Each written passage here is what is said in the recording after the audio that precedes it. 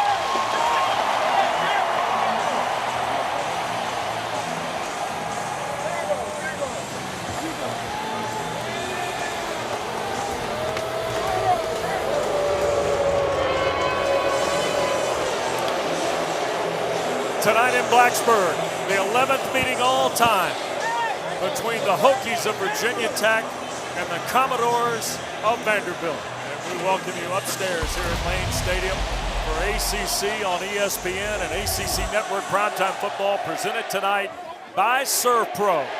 The Hokies are here after a tough Sunday loss to South Carolina in Atlanta. Vanderbilt mashed Charleston Southern last Saturday in Nashville. Great to be with Coach Steve Adazio, Wes Durham, Dana Boyle here in just a moment. Some games will tell you it's about the quarterback. Steve, tonight is about the quarterbacks. It's about the quarterbacks. They carry their teams. These are two dynamic guys, can hurt you with their feet. They can send the ball down the field vertically, and they're leaders. Love watching this game. All right, let's start with the Hokies' Kyron Drones. Maybe not the numbers he wanted last Sunday, but he's got quite a package to work with. He sure does. He's a thrower. He's a runner. Here's what he has to do tonight. He's got to stay comfortable in that pocket, keep his eyes down the field. You can see him making a great connection there. Great job doing that. Quick release, accurate. Flushed out of the pocket. Able to feel the rush closing in on him, takes off running with the football, move the chains. Then, of course, gets outside the pocket, doesn't get his shoulder set, throws a ball that shouldn't have been thrown, result, turnover. And then we have Diego Pavia. He is one tough customer, man. He loves the game. He's a leader. He, too, can really beat you with his legs, but he also can throw a deep ball. Real accurate down the field, willing to take a shot. When he turns it up running vertically, he has a power run game to him. All right, downstairs quickly. Here's Dana Boyle with the head coach of the Hokies, Brent Pry. Coach, your team will face its second SEC opponent in 2 weeks. Your defense will yet again have their hands full, this time with Vanderbilt's quarterback Diego Pavia. How do you contain him? Yeah, you got to work like crazy, and it's going to take all 11. Coach has a good plan. We got to mix it up. We got to keep him caged. He's a problem. You established the run game this week as a priority. How do you get that going early? Yeah, we got to strain. We got to move people a little bit better, and we got to run a little bit harder. We got to hit it. We got Terry on Stewart carrying the ball some tonight. That should help. Thanks, Coach. Thank you. Yep, Marcellus Hawkins, 15 carries, 58 yards last week. Tonight, they bring a brick bowling ball to the lineup. Terry on Stewart, the transfer from Bowling Green. A lot of Hokie fans excited to see him. But Steve, let's be honest, it's already been a wild week 2 in college football, right? But no school may have more at stake in the ACC race tonight, and maybe for the rest of the regular season, than Virginia Tech. No question. They got to come off a real tough game last week. They got to rise up and have a great game tonight, take another step and win this thing and create positive momentum. Football, college football, it's about momentum, and winning breeds it. Well, we've got a near full house here at Lane Stadium, and there is Clark Lee, a Vanderbilt grad, a Nashville native. In his 5th season now at 17-33, but you see he is 2-2. The 2 wins are Virginia Tech a year ago and Georgia Tech in the Birmingham Bowl. He sandwiched a 7-6 campaign with 2 wins over the ACC a year ago.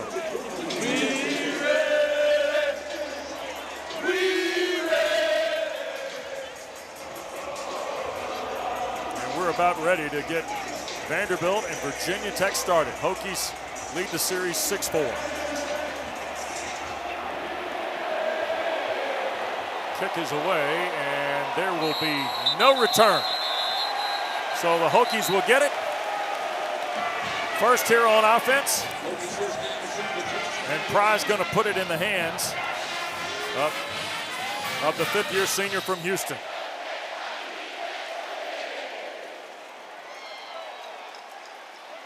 What's better than this? Guys being dudes. And here's one of your dudes tonight. We look at Aiden Green, Steve. He's a dude, man. He's going to be a big factor in this game to be able to create explosives. They want to dominate the line of scrimmage tonight. Both teams do, and they both want to create explosives. See Green, both the Greens, Aiden and Donovan. Longwell and Height, the linebacker in the corner out there. Here's a play on the perimeter, and this is Cameron Selden getting started. C.J. Hurd makes the tackle on Selden, the Tennessee transfer. C.J. Hurd made a real nice open field tackle there, and that's both these teams pride themselves on defense of being sure tacklers, and that was a great example of it right there. Making the hit, no yards after.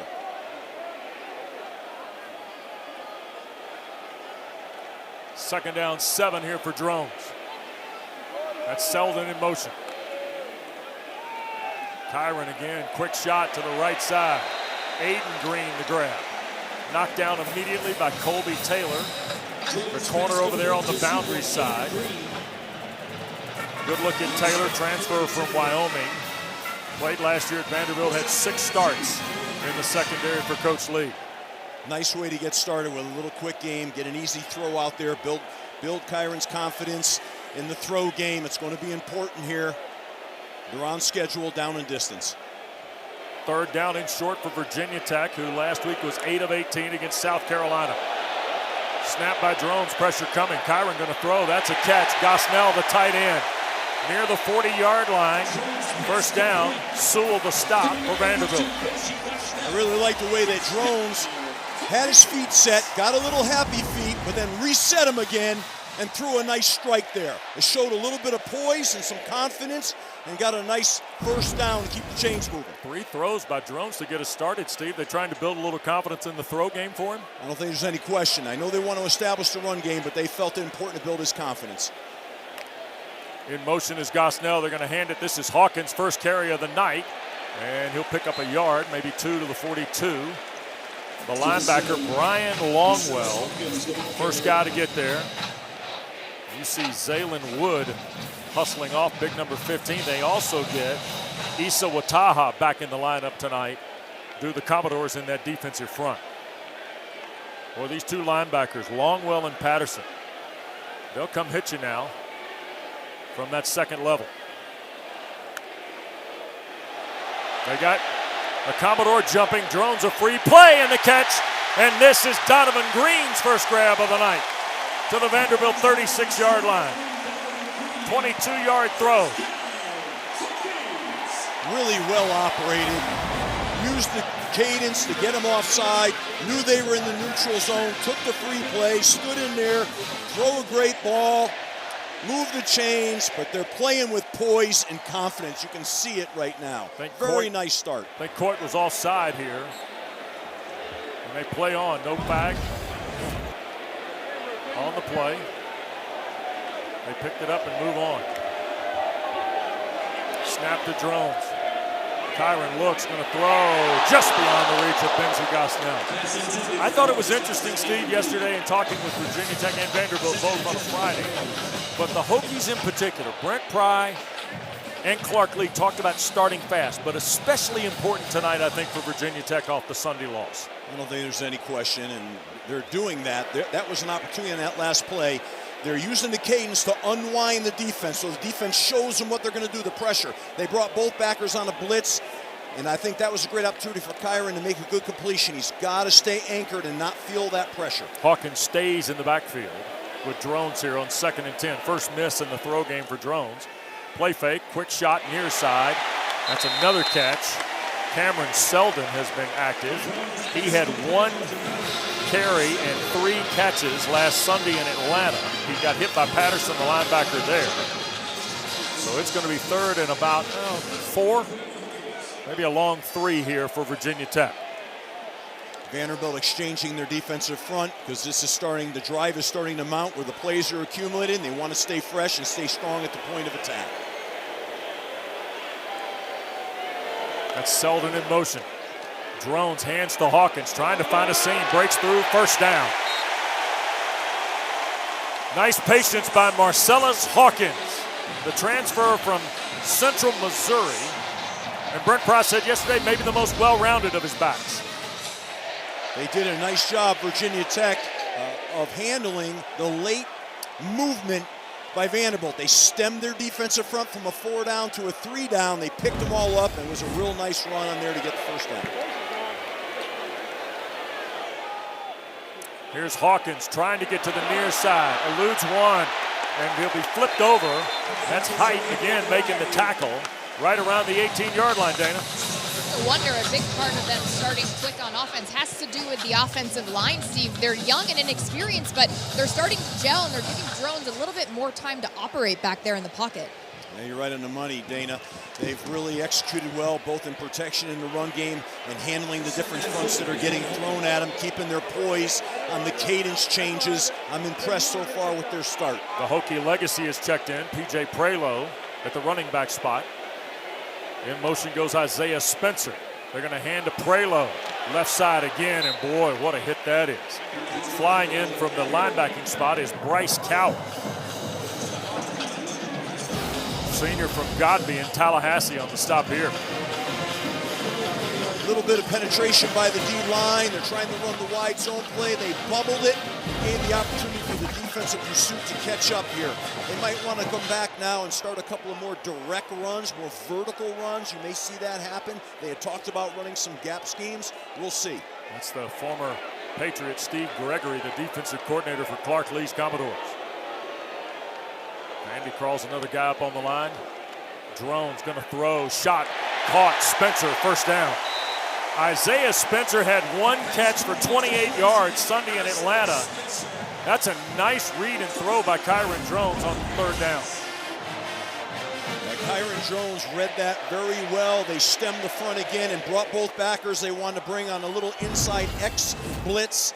He saw it, popped the ball out there. Nice throw and catch. This offense looks like it's really in rhythm right now. Yep, 12th play of the drive coming up here.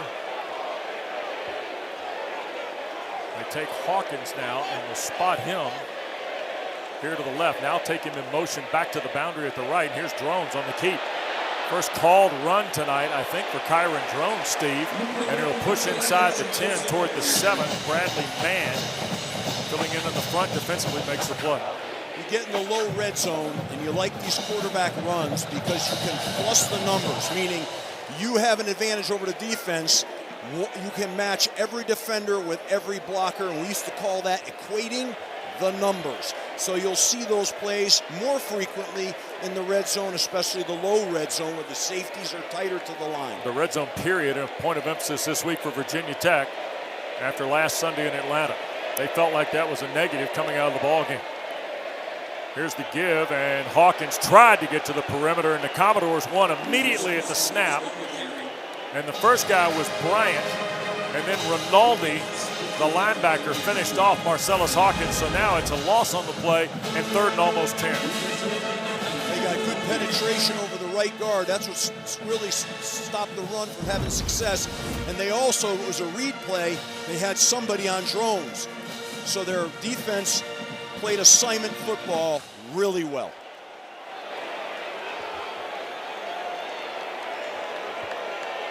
Hokies bring Braden Bennett into the ball game. He'll check out of the backfield in motion. Now here's Drones. Straight drop. Kyron looking. Now back to his left. Has time. Throws. Short post. Caught.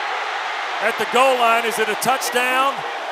No. Ruled down is Bennett just outside the goal line. This is some kind of throw and catch. Really nice throw on the run. Oh boy. I don't know.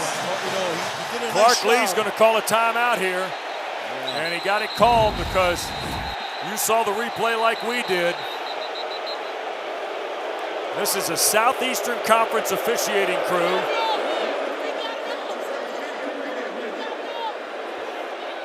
And this is referee Kyle Olson. And you see Brent Pride talking to the head linesman. Yeah, that one is, I think, going to be scratched.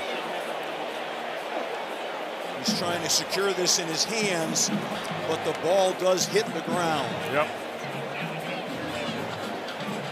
I think this one could get overturned. So Jim Laborde and Pat Tate are talking with referee Kyle Olson. They also have an operations center at the Southeastern Conference office in Birmingham, where they're also taking a look here tonight as well. It's tough because he really does secure his hands around that ball. Right. And before the ball hits, he looks to me like he has kind of possession, but it has to be through the catch, through the ground, so that'll be interesting to see what they come up with here. Yep. Pretty quick review. Here's referee Olson. After video review, the ruling on the field has been overturned. It's an incomplete pass. The receiver never had firm control of the ball when it hit the ground. It'll be 4th and 11. So, field goal opportunity now for John Love, the redshirt junior from Spartanburg, who last week kicked one 56 yards against South Carolina. He ended the campaign a year ago with a 60-yarder in the Duke's Mayo Bowl. And this is right in the neighborhood of 29 yards, it looks like, for Love.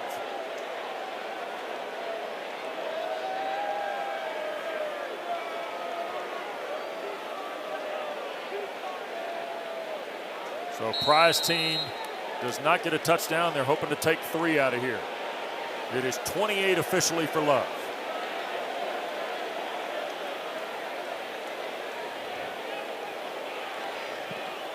And John Love right down the seam. Vanderbilt runs 14 plays, 15 on the field goal. Virginia Tech 3, Commodores nothing. Back after this.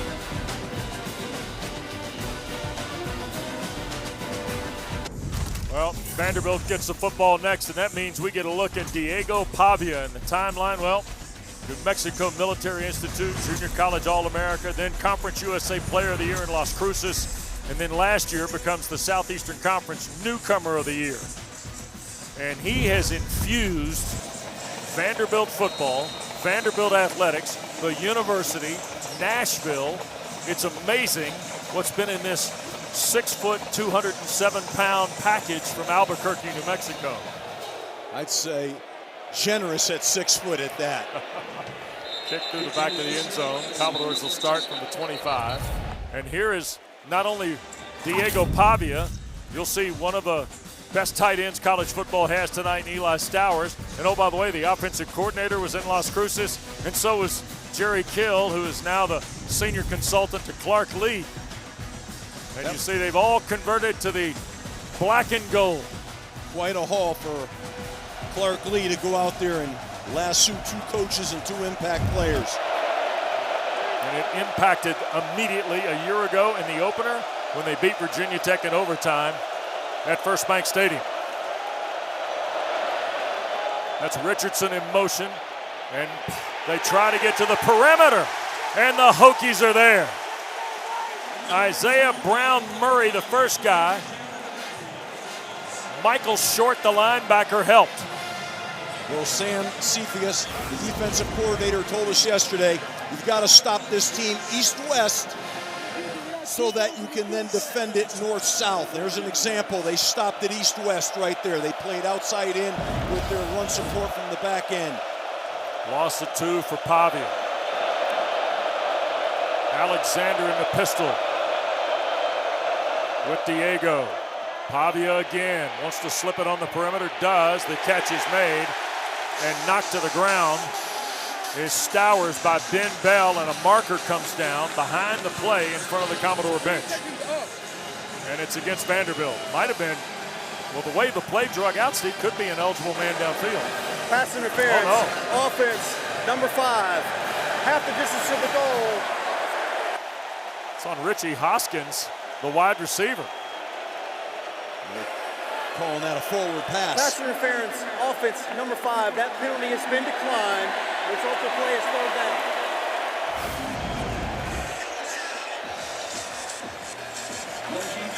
That's beautiful. You're seeing the receiver right there, but what you're not seeing is where the ball was in relation to the line of scrimmage. Yeah. So it was considered a forward pass, so we're considering that pass interference. Put him in a 3rd and 9 long situation here. Really nice defense by Virginia Tech playing assignment football on Pavia. Richardson goes to the far side. Sherrill has come wide to the bottom of your screen.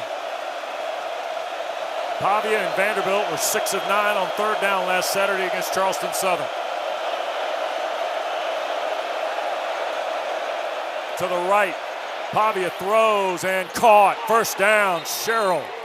What a terrific grab by the junior from Lipscomb Academy in Nashville. There was a really tight window that Pavia threw that into. That was a real accurate ball, and it had some juice on it. Threw it right in there. Nice job being able to pick up that 3rd and 1, keep the chains moving, and also change that field position a little bit. Taylor Brown, the Hawaii transfer, did a nice job defensively. That was just well thrown. And a great catch on the back end by Sherrill. So 1st and 10 at the 37 for the Commodores. Pavia will turn in hand, and this is Alexander. Or no, Mike, this is M.K. Young.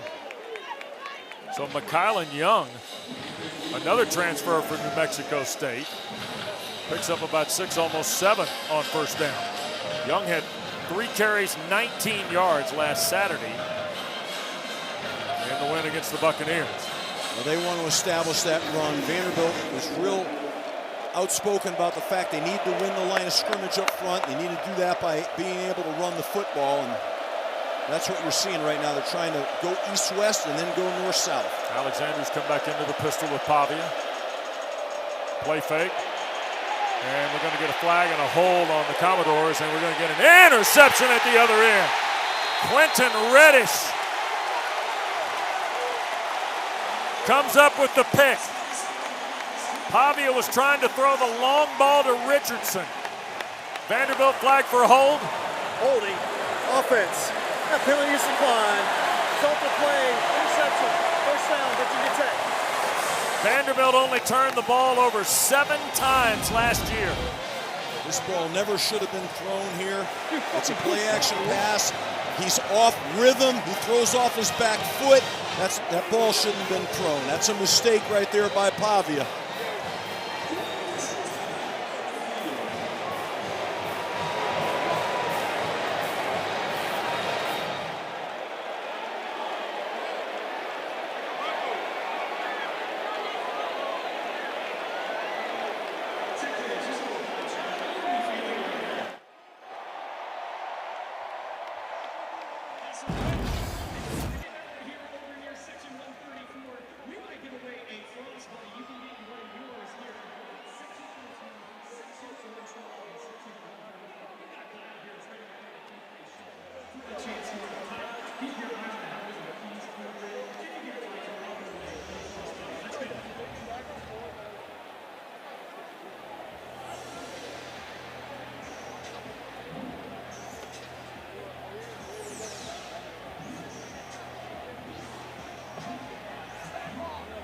College football is presented by Serve Pro, the #1 choice in cleanup and restoration. Quentin Reddish, the interception, sophomore from Charlotte. And then 5 plays Diego Pavia and Vanderbilt give it back to the Hokies, and Dana, Clark Lee was trying to do all he could to keep this crowd at Lane Stadium from lighting the fuse. Yeah, Wes, the environment was a frequented topic of conversation this week for Vanderbilt and Coach Lee, trying to tell his team we cannot get swallowed up by this environment. It's real. We have to focus on the field, and you have to wonder if the crowd played a part in that last play. Second possession starts for Virginia Tech off its 15. Here's Drones up in the pocket. He's now going to throw it back across his body, and it's caught. Tucker Holloway up near the midfield line.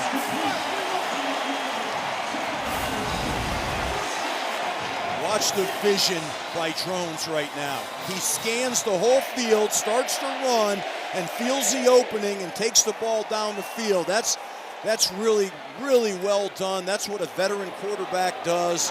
Big play. How about Holloway watching the ball into his hands?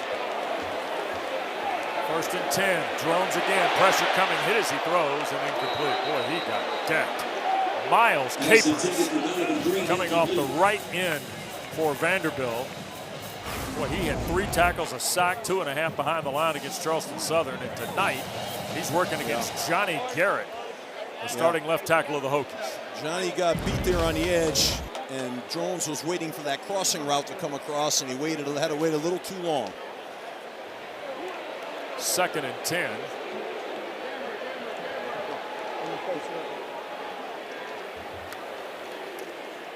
This is Terrion Stewart's first carry as a Hokie.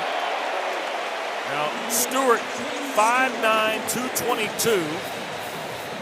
Redshirt sophomore from, or grad student, I should say, from Memphis, who transferred here from Bowling Green. And Steve, you saw him at his best last year in the MAC.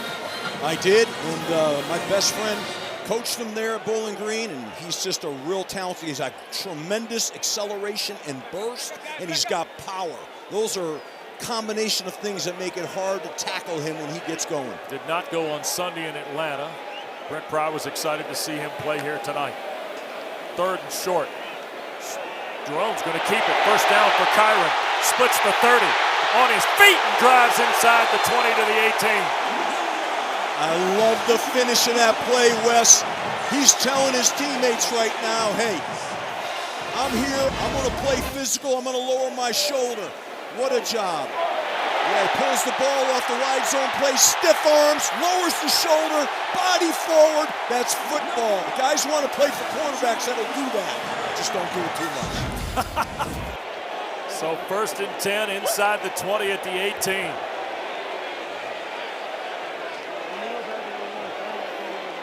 There's Stewart checking out here to the boundary at the left.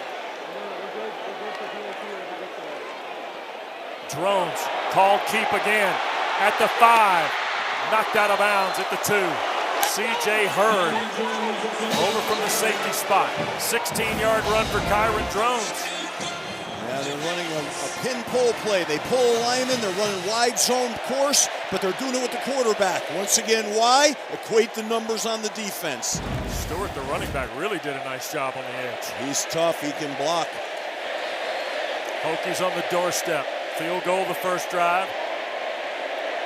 Looking for the year's first touchdown here. This is a play right up Terrion Stewart's alley right now. Here goes Stewart. Well, Drones kept it, and boy, Vanderbilt blew up the left side of Virginia Tech's front. Longwell, the linebacker. And Drones slow to his feet on what would have been his 3rd straight carry. So now Clark Lee's team's got to get buttoned up around the goal line here and see if they can force another field goal. Hokies have already had a 17-yard run, pass plays of 20, 30, and another run of 20.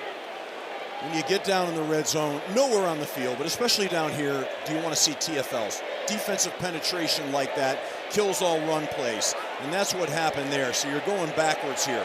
You can't get beat up front in those situations. Snap to Drones, and we got early movement. It looked like Josh Singh, big 99, might have moved first here.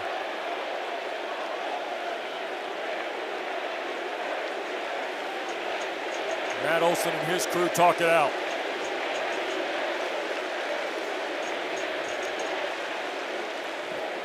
Offside defense, the nose guard, enter the neutral zone and make contact with an offensive player.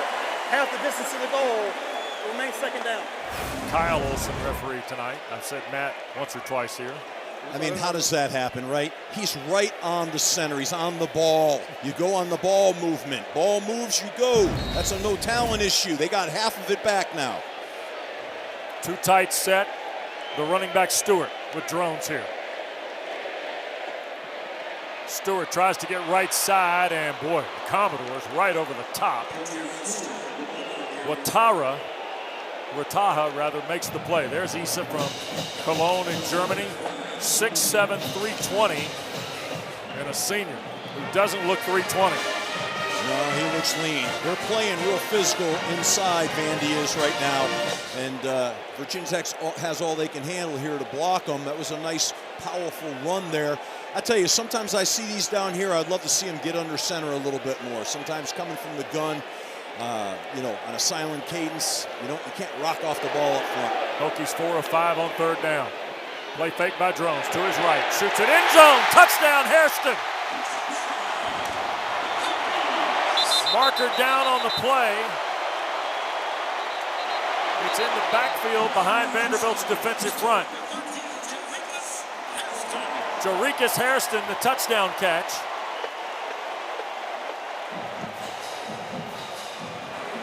There is no foul for offensive pass interference. The score's good. Touchdown for Drones to Hairston. And Brent Pry loves it. And he should, Steve. That was a nice drive coming off a turnover. They went to the red zone, scored a touchdown, and didn't have to settle for 3 points. That's what he wanted. He got it from his team. So the Pavia interception by Quentin Reddish pays off with a touchdown for Virginia Tech. And the point from Love is good. 6 seconds to go in this opening period. Hokies have got 10 points on their first 2 possessions. And Vanderbilt is giving them a turnover. Jarikus Hairston, ladies and gentlemen.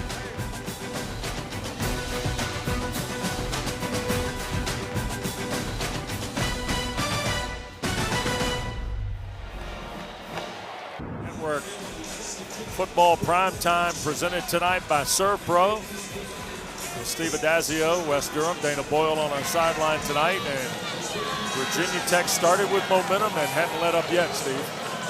No, they haven't. They got the foot on the gas, and this crowd loves it. And that coaching staff loves it too. Fast starts, build confidence. Kick through the back of the end zone. Commodores will start from their 25. How about another look at Drones to Hairston here, Coach? Yeah, really nice play right here. They're able to run a little pivot route to the tight end over here. A little motion, a little eye candy. Quarterback comes out and he reads it. 1 to 2 to 3. Really well done. Nicely done play here.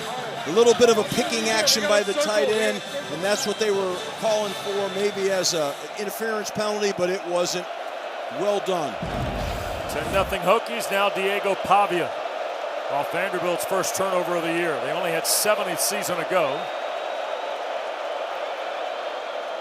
And the play fake to Alexander and a slant on the left side, and the catch is made, and Junior Sherrill. Another big catch and run by the talented junior from Music City, and that'll take us to the end of the first period. Vanderbilt will have a plus field snap when we go to quarter 2 next.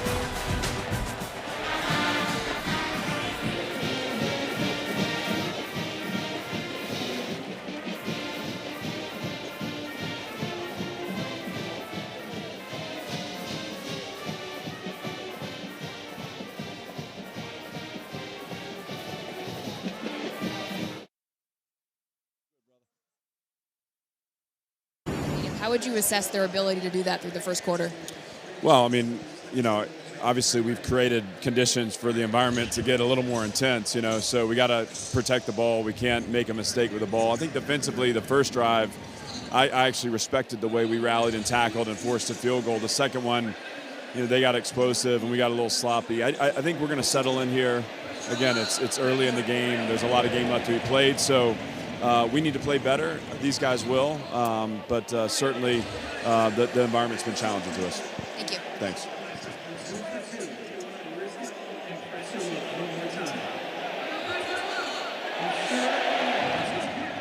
this week for your team was handling the environment at Lane Stadium. How would you assess their ability to do that through the first quarter? Well, I mean, obviously we've created conditions for the environment to get a little more intense, so we got to protect the ball. We can't make a mistake with the ball. I think defensively, the first drive, I actually respected the way we rallied and tackled and forced a field goal. The second one, they got explosive and we got a little sloppy. I think we're going to settle in here. Again, it's early in the game. There's a lot of game left to be played, so we need to play better. These guys will, but certainly the environment's been challenging to us. Thank you. Thanks. Pavia, and it is caught. Wide open and downfield for the touchdown is Bryson Coleman. Vanderbilt into the end zone on 2 swings, this time from 54 yards. Goalpost. How about this, Coach? What a response. Unbelievable on this play. We're able to really affect the defense, and what they tried to do here was run some vertical routes and a wheel route by the tight end. They lost him in the coverage and obviously let him cut him free for the touchdown. Pavia found him. And here is the point after by Brock Taylor, and it is good.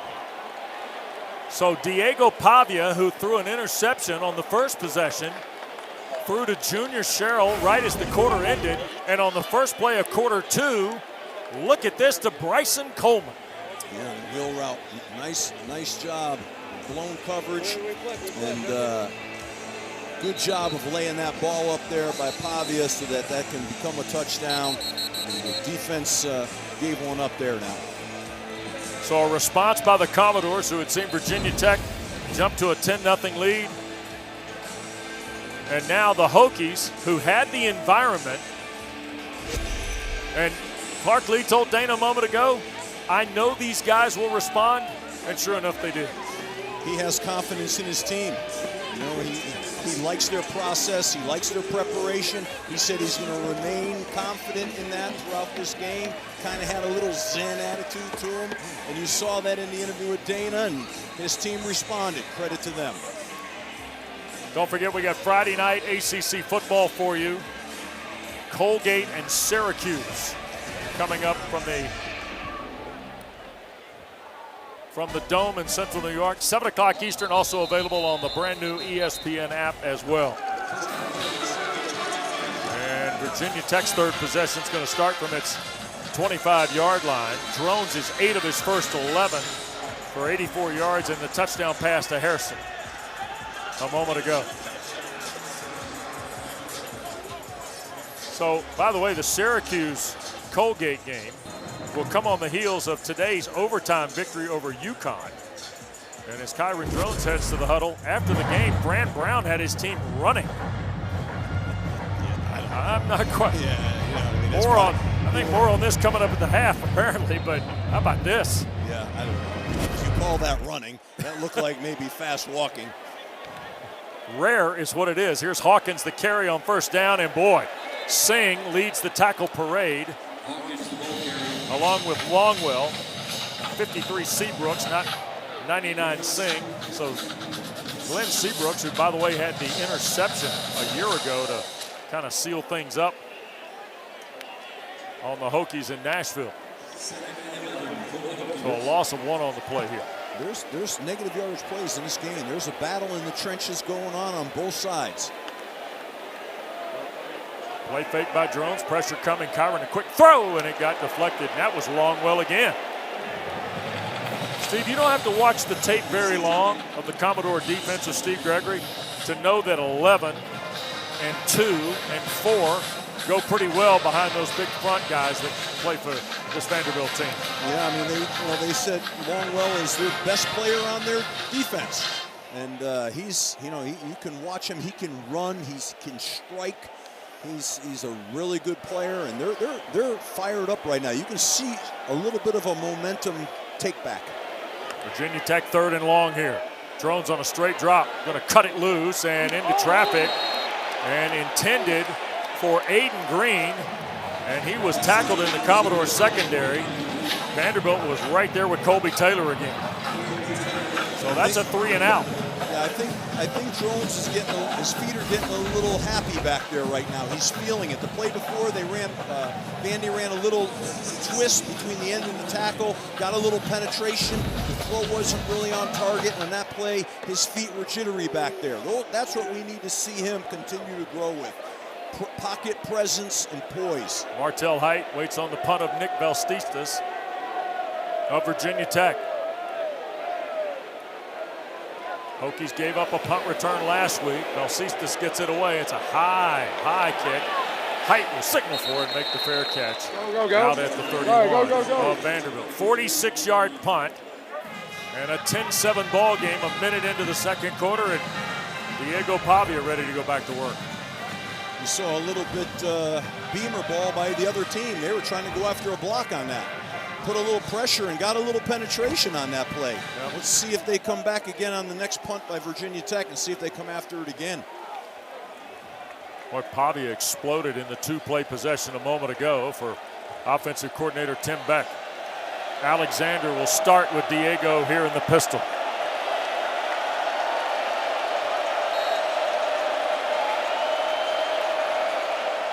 He's 4 for 5, 89 yards in the score. That's Richardson in motion.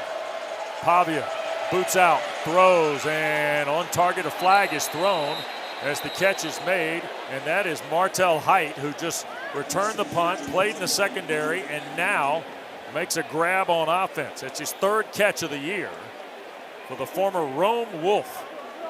6 foot, almost 190-pound junior. They did a nice job of moving the pocket on that play, Vandy. Ineligible receiver downfield, offense, number 53. 5-yard penalty, still first down. Center Jordan White guilty. That'll negate the throw and catch to Height. I don't know how that happens. I mean, they look like they were running a little bit of a bootleg there, unless it was an RPO, but how the center got downfield, I don't know. Height played in a terrific high school program in Northwest Georgia, Steve. He's now going to play both sides of the ball and special teams. Amazing. Two-way players. They're coming back.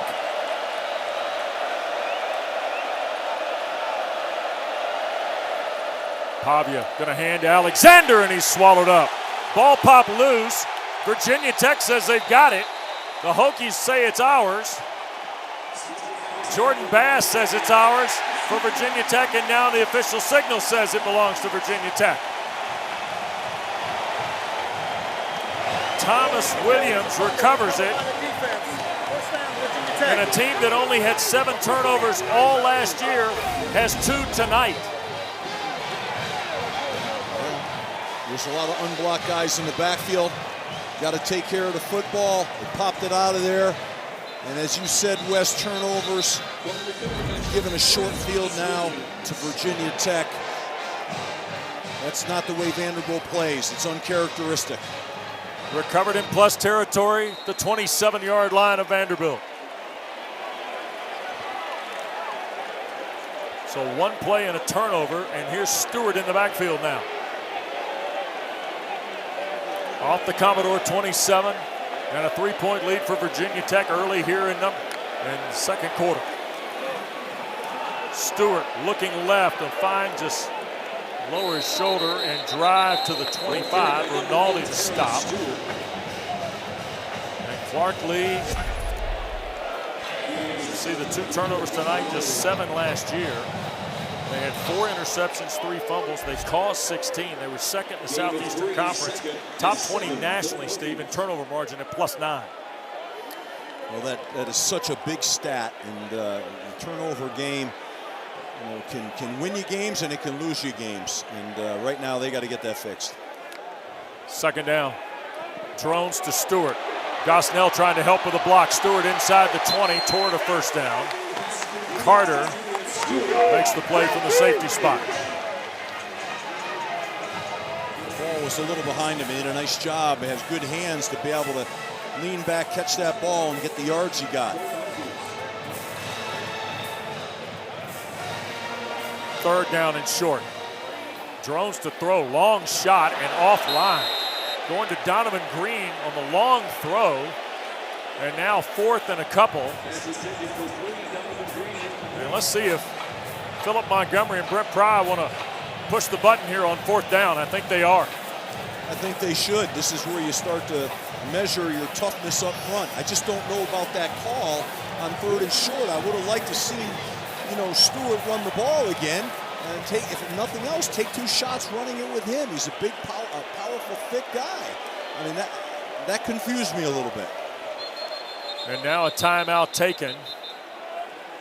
So we're going to step aside with them. 4th and 1. Virginia Tech in plus territory, a 3-point lead. Second quarter continues in a moment.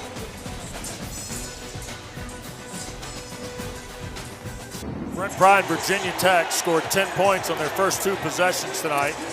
And then Vanderbilt threw a long touchdown pass. But the story tonight, Steve, is the 2 turnovers by Vanderbilt, who only had 7 all of last year. No question. And, you can't win when you turn the ball over and give the ball in a short field to the opposing team. But now this is a 4th down that Virginia Tech has got to convert and be able to get points in the red zone. So out of the timeout, Stewart and Drones in the backfield. Spencer in motion. Hand it to, it's Drones on the keep. 1st and goal, right around the 10-yard line for Kyron Drones of Virginia Tech. He read that and pulled it, and there was an edge pressure coming off the edge, and he what we call pull and knife the defense. He pulled it and knifed it vertically. Nice run. Big 1st down. It is 1st and all the way at 10 yards. Left, go this way, go this way. Empty set here.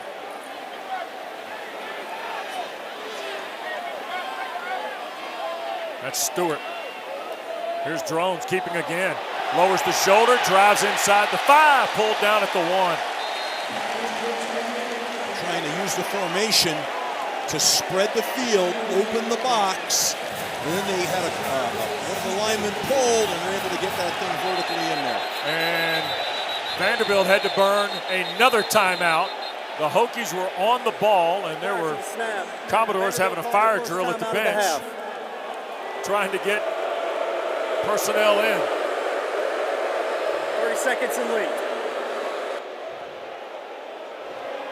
So a timeout used by Clark Lee. That'll give him 1 to go the remainder of this first half. Meanwhile, Philip Montgomery's going to look at his chart. They tried to get Virginia Tech stayed in the same personnel. Vandy tried to put their goal line defensive personnel, and you can't do that. Yeah. Cannot do that. That's the first-year offensive coordinator here in Blacksburg. Oh, what a terrific visit we had with him yesterday, huh? Former head coach at Tulsa. This guy's seen a lot of ball. It's always fun hanging with you guys that have seen a lot of ball in your life at a variety of stops around the country. Philip Montgomery's been a welcome addition for Brent Pry. Well, he has got a calming influence and experience, as you said, and then just the relationship with the quarterback. Right. Incredible. Marcellus Hawkins spells Stewart for Pry's Hokies here. 2nd and goal, and you see the ball sitting at the 1.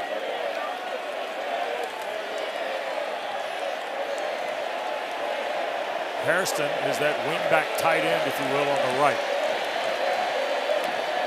Out of the timeout, Drones keeps it left. Scores standing. Kyron Drones.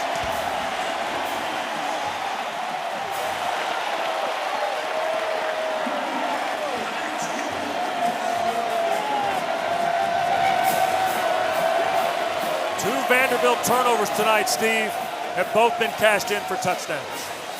Yeah, unbelievable. What you're going to see here is the guard is going to pull and ream, and the other off puller is going to kick, and he's going to come off tackle, which was smart because on defense, Vandy had the middle stacked in that bear concept where they cover every lineman inside. So it was a well-conceived play to get off the edge. Nice job by the quarterback. He looks like he's got a lot of confidence.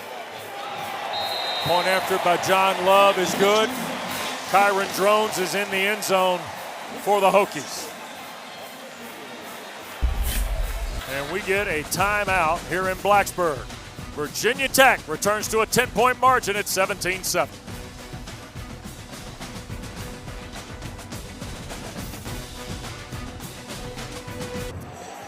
Kyron Drones has thrown for one and run for another here in this first half of play tonight at Lane Stadium. ACC Network Primetime is presented tonight for you by Serve Pro.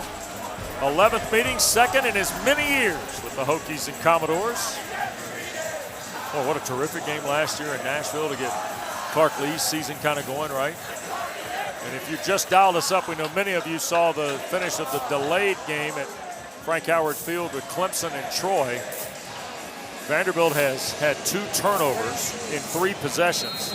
The other drive was a Pavia to Coleman 54-yard strike. Hokies went 15 plays, kicked the field goal in the opening drive, and then took the Reddish interception 85 yards in 8 plays. Kick through the end zone will put the 4th Vanderbilt possession at its 24. Here's another look, Steve. We started out Enter Sandman, terrific, and then Virginia Tech. That's the touchdown throw to Harrison after Love's field goal, and Vanderbilt answered. First play of the second period, 54 yards to Bryson Coleman, and then a moment ago off the fumble, there goes Kyron Drones in from a yard out, and that's how we stand at 17-7. But it's going back and forth, even with the turnovers, and Pavia is going to come out here right now and probably going to take this ball and move down the field. You know, it's just got to make sure he plays within the structure of their offense and doesn't try to do too much here. The Texas junior, Mykylan Young, transfer from New Mexico State's the running back. They're going to counter with Young, trying to free himself up here left side. He'll get 5, let's call it 7 to the 32. Michael Short makes the tackle. He's from Charlotte, transfer from Carolina. A little bit of eye candy on the jet sweep to pull the linebackers and get them flat. And then, of course, they hand it off and they have a vertical puncture, but those backers aren't rolling downhill because they're worried about the jet sweep to the field. Good play structure, a lot of eye candy, a lot of things going in a lot of different directions. 2 good play callers here tonight, Philip Montgomery and Tim Beck, respective offensive coordinators. We'll see the 2 tight end look here.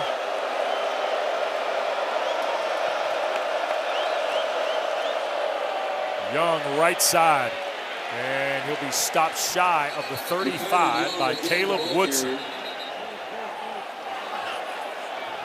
Woodson had a half dozen tackles, 1 behind the line on Sunday in Atlanta. Oh, they're calling that a first down carry by Young. So Vanderbilt spot the ball and a fresh down. Oh boy, look at here. Wow. That's Tristan Brown and Sherrod Colvin of Vanderbilt and Virginia Tech mixing it up in a lightweight game. That's Sam Sifkas, the new defensive coordinator here in Blacksburg in his first year. I like him. He's a sharp guy. There's a toss. Richardson trying to turn the corner. Got around 1. He'll get the 40. Dumped over at the 43, 44-yard line. Caleb Brown the tackle, but a marker thrown in from over in front of the Virginia Tech bench. That was all Trey Richardson. Sure was. Holding, offense, number 3, 10-yard penalty, remains first down. And there's Tristan Brown, the wide receiver, trying to help his buddy Richardson. Well, you know what happens on those, on the jet sweeps, what happens is you have to hold those blocks a long, long time. But that turned into an extension of the play before. They're fighting each other out there. So Jerry Kill, the senior consultant for the Commodores, having a word with Tristan Brown. He's consulting with him, Wes. Harsh consulting. Listen, dude, we can't have those mistakes right now. You cost us yards. We're trying to get this thing rolling here. And Kyle Olson, as we get a play stoppage. And discussion with Brent Pry. Spot of foul was at the 38-yard line. It's a 10-yard penalty from that spot. So the math will be patched up here. That means the 28.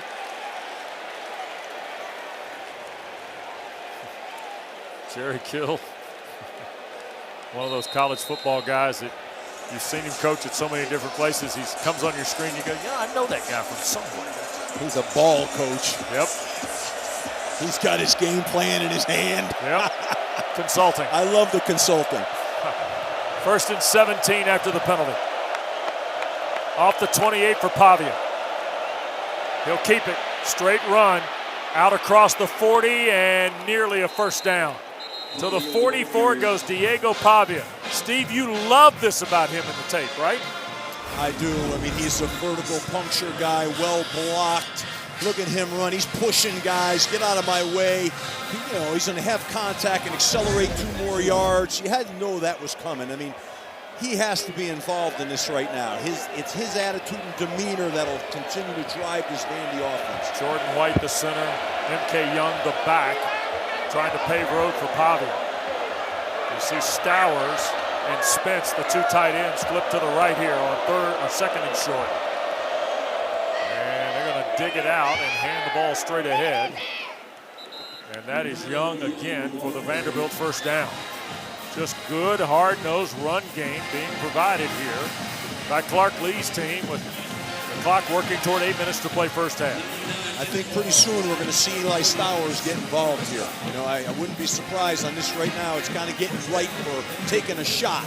And he's a guy you want to take a shot with his ability and his range to go up and get a ball. So at some point, we're going to get him involved here. 6'4", 235, Eli Stowers, regarded by many to be the best tight end available next spring in the draft.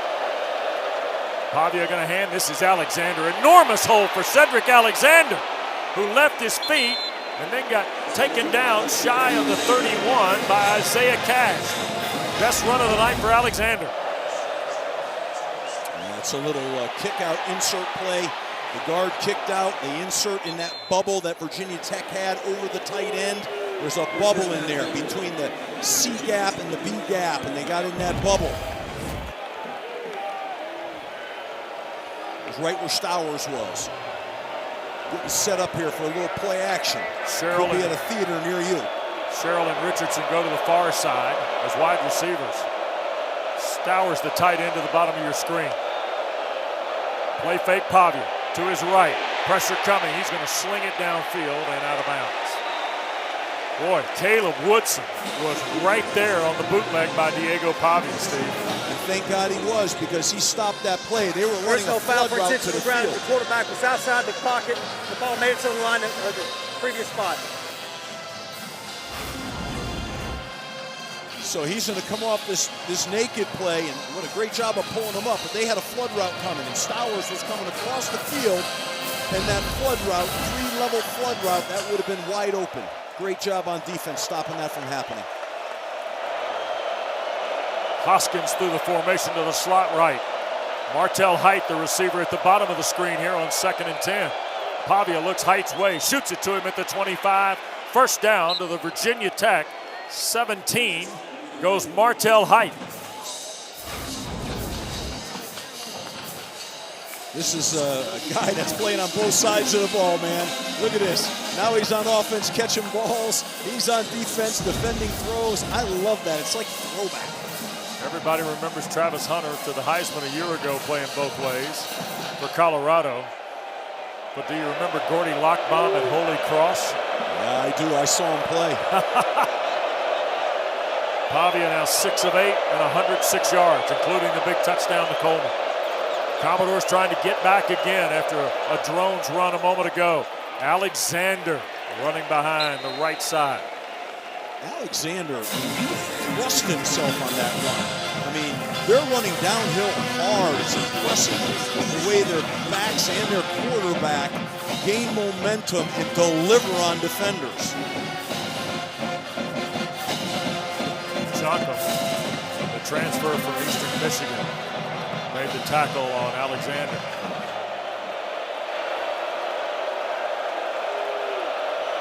Tenth play of the drive for Vanderbilt, their longest of the night. Play clock down to 5. 2nd and 6. Pavia, play clock expiring and taken down shy of the 10 by Woodson. I don't know if Caleb Woodson's playing the spy game, but he's been in Pavia's business the last couple snaps. He's bringing the wood, too. There's some hitting down here now. I mean, they're playing hard. This is a violent game right now. They also had Big 13 for the Hokies in the maroon. Kamari Copeland. He's on Adazio's could-be dude list. He's a dude. Third down and 4 at the 11. Young has come back with Pavia as the running back. Crowd roaring at Diego. Looks left, throws left for height. Did he haul it in? No, incomplete. Thomas Williams was there. He had the fumble recovery that led to the Drones touchdown. Press coverage, really in good phase. Nice job of defending that. Well done. That was Thomas Williams, really good in man coverage right there. Brock Taylor to try the field goal. He made his last 11. By the way, this is 29 yards for Taylor. And the kick is good.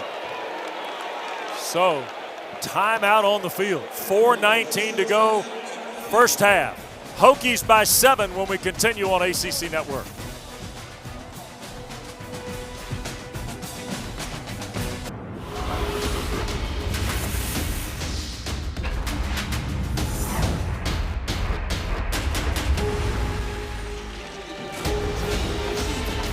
We're just to week 2. Let me tell you, son, we're seeing some stuff already in just, 3 weeks really of football, 0, 1, and 2, but my goodness. Are we seeing some stuff across the country in college football? College football right now is crazy. I mean, you take one glance at maybe how your team and then look at everybody else. It's amazing what has happened today. Already 2 overtime games in the ACC. Prelo deep to take a kick. There'll be no return here. Virginia Tech will start from its 25. Dana's got news. Well, the majority of the second quarter, guys, Kyron Drones has been having trouble with his in-helmet comms. I've been told by the equipment manager for Virginia Tech, his name is Drew, that all is well on the in-helmet comms, but that's incredibly impressive given that last run that Drones took to the house by himself. Yeah. Usually you practice having another set of communication, be it with signals, be it with wristbands, right. But you can't just rely on those comms. I know they're great, and I wish when I was coaching, had an opportunity to have those, but you have to have a secondary system. So here's Drones with Hawkins now. We've seen Stewart here in the first. We've now seen Hawkins come back a couple different times. First down, Marcellus trying to wait. Breaks through for 5, stretches it out for 8. To the 33-yard line goes Marcellus Hawkins. Steve, I really like watching him Sunday. I thought for a first game, he was awfully patient carrying the football for the Hokies against a talented South Carolina front. I mean, you're right with the word patience. That was one of those runs right there. He showed great patience again. You're 100% accurate with that. Second down and a couple here as we go inside 4 minutes. 2 timeouts for each school plus the 2-minute timeout.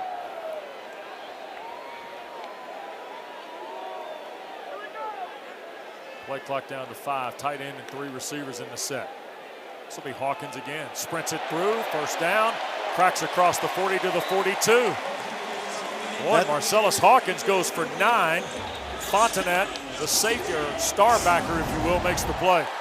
This is that advantage run they have where they're running a wide zone, but they're gaining the tight end from the backside to the play side to get more numbers. It's probably their best real handoff run last week and this week. Big run for them. Hokies ran for almost 179 a game a season ago. They've got just shy of 100 here in the first half.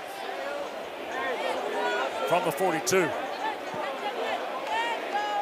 Drones, the reverse, near side. And stepping away from 1 and coming back toward the 48-yard line. The Hokie has Tyler Mason. A little down the ways on the depth chart at the running back spot is Mason. They really had the numbers to run this play, but they didn't finish blocks. They should have been able. That could have been a real big one there. Yeah. But it was a nice physical run. I mean, he laid it in there. Wow. What a lick by Taylor. Yeah.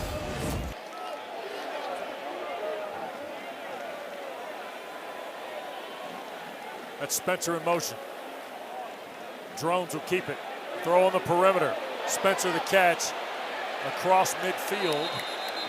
And it'll be third down and short at the Commodores' 49-yard line. Marlon Jones comes up to make the stop on Isaiah Spencer. Triple option play. Hand it off, pull it, run it, or throw it. He threw it. He was accurate. How about that? Hokies were ready to go on 3rd and 1. That We is got the a 2-minute big timeout. 3rd down when we come back. 7-point lead for Virginia Tech. 2 timeouts for each school when we continue in Blacksburg.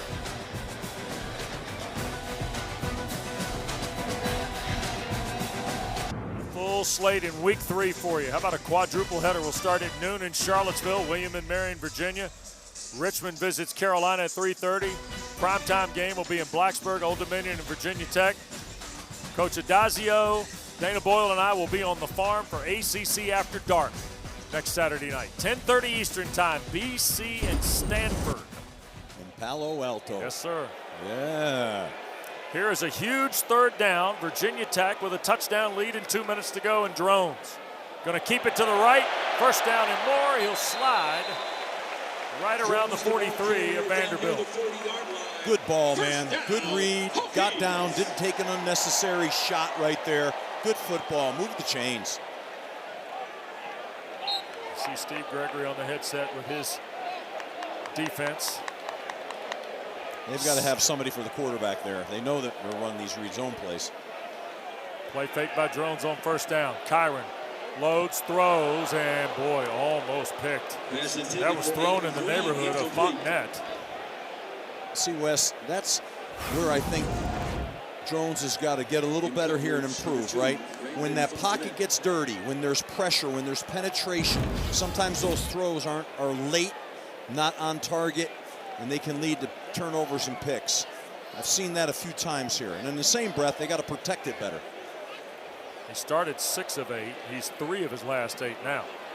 2nd in the full 10. Drones with pressure coming. Shoots a rope. Gosnell the catch.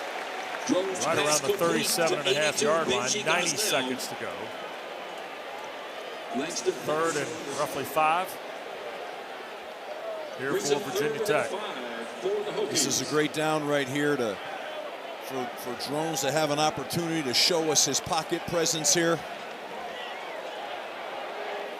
Be interesting to see if Vanderbilt comes after him or just brings a 4-man rush. They're playing one high. They're probably going to bring an extra defender. Hokies 6 of 9 on 3rd down. Drones in trouble. Eludes the pressure to his right. Got to find somebody. He'll throw it out of bounds. Drones tosses it out of bounds. Miles Capers was chasing him. There is a flag in the secondary out near the Vanderbilt 20-yard line. Holding, defense, number 8. 10-yard penalty from previous spot. Automatic, 1st down. 4th penalty of the half on the Commodores. And one thing helping Virginia Tech, Steve, they have yet to be penalized tonight. Wow. Yeah, that's a tackle right there. Yep, he's got his hands around his hips. There's a couple of holds out there, guys, to be honest with you. That's a shame. They were going to get off, have a chance to, kill the drive, and now we got a new set of downs coming here. So no talent issues, mistakes, mental mistakes. Can't have them. So now to the 28 with 61 seconds left. Virginia Tech's got 2 timeouts. Here's Drones. Clean pocket. Shoots it. That's Hawkins the catch. Tackled at the 26. Rinaldi the linebacker right there. Clock moves though inside 50 seconds. Vanderbilt brought a double twist. They twisted the end and the tackle on both sides, and the offensive line protected. A great job in protection. Alves is the wide receiver at the top of your screen. They're going to throw to Gosnell. And beg your pardon, that's not Gosnell, that's St. Germain. Harrison St. Germain. It's a 1st down for Virginia Tech with 34 seconds left, and now a Hokie timeout. Timeout, Virginia Tech. Their 2nd of the half. 30 seconds in length. So, Kyron Drones looks like he's had plenty to work with here in the 1st half. He's in need of a locker room visit here. Boy, Brent Pry's got to be thrilled, though, with the way his team's handled most of this opening 30, Steve. I agree. I think they've come out, they've played with confidence, they've made a lot of plays. They gave a few away, but for the most part now, they've created explosives, they've ran the football, they've done the things that they said they wanted to do, and let's see here if they can get another score in the red zone, which is a big emphasis. Vanderbilt gets the ball start 2nd half. Yeah, and trust me, Vanderbilt's not done here. This is a team that's got a competitive spirit, and they're going to fight here. Dana? Really adamant about last week. They had lack of execution and focus in their dismantling of Charleston Southern. They played a lesser opponent. No disrespect to Charleston Southern, but you have to wonder, is that why we're seeing a lack of focus? No talent issues, like you have to call them, Steve? You know, it can be. I think, you know, the environment, the speed of the game, these things all, first road trip, it all comes that way. One timeout left for the Hokies. Half minute and change. Drones on the straight drop, pressure coming, throws, and behind the intended receiver. Sewell was there defending. They brought a Donovan zero Green. blitz right there on that play. No deep, zero blitz. Yep, they came with the house. And I like the way that Drones hung in there. He was going to take a shot on that play, and he got the ball off. Problem was, to me, the route structure didn't help him. Johnny Garrett, the left tackle, is shaken up. And so they are out to check on Garrett. Redshirt junior starting here tonight for Virginia Tech. When you get that max blitz and that zero pressure, you got to adjust those routes. At a minimum, you got to warm them up and get them going faster. Well, Tyron Drones, who admittedly was not as sharp as he wanted to be last Sunday in Atlanta, has affected the game with his arm and his legs here in this first half, Coach. He sure has. He's done it all. I like his presence. I like his demeanor. He's seeing the field, throwing the ball. He's running with confidence and being a real leader for his team. He's showing physicality in the process. So there's a lot of really good things happening with Drones. I think we still want to see him have set his feet a little more, which he really kind of tried to do with that zero blitz right there. I mean, and deliver the ball. But he's had a good night to start the half, and they should be pleased with that. Go in at half and make some adjustments, but they have got momentum right now for sure. 12 of 20 is Drones, and Garrett being helped from the field. So with a fresh left tackle now, how do the Commodores try and exploit that here with 2nd and 10 and just 29 seconds to play? Well, I'm sure they're going to try to work him a little bit, maybe try to twist him a little bit, get him off levels with the guard in protection. That's the first thing you usually try to do when you get a change at the offensive line, especially at the tackle position.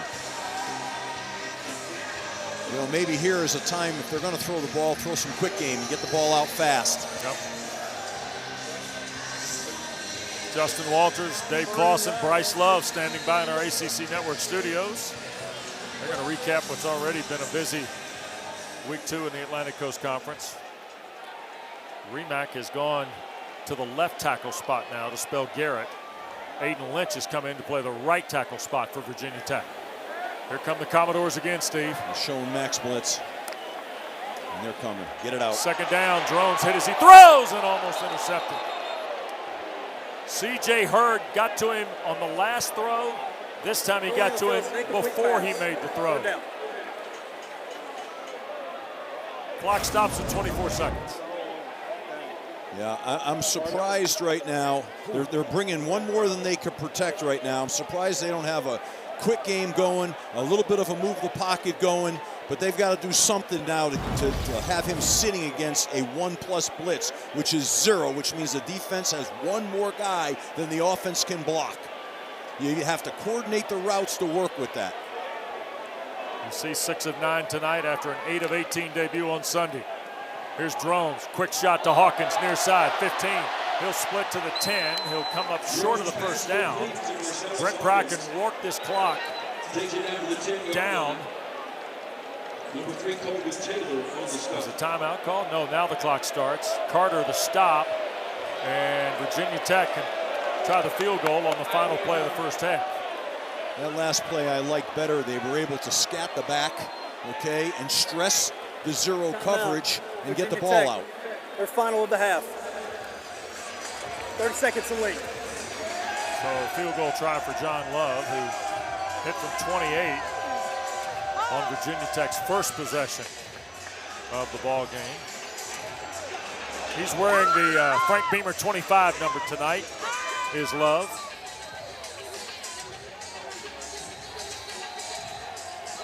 see his numbers inside 40 yards, including the make earlier tonight from 28. Very reliable kicker. And here we go right now. Let's assume they get this field goal and it gets to 20-10.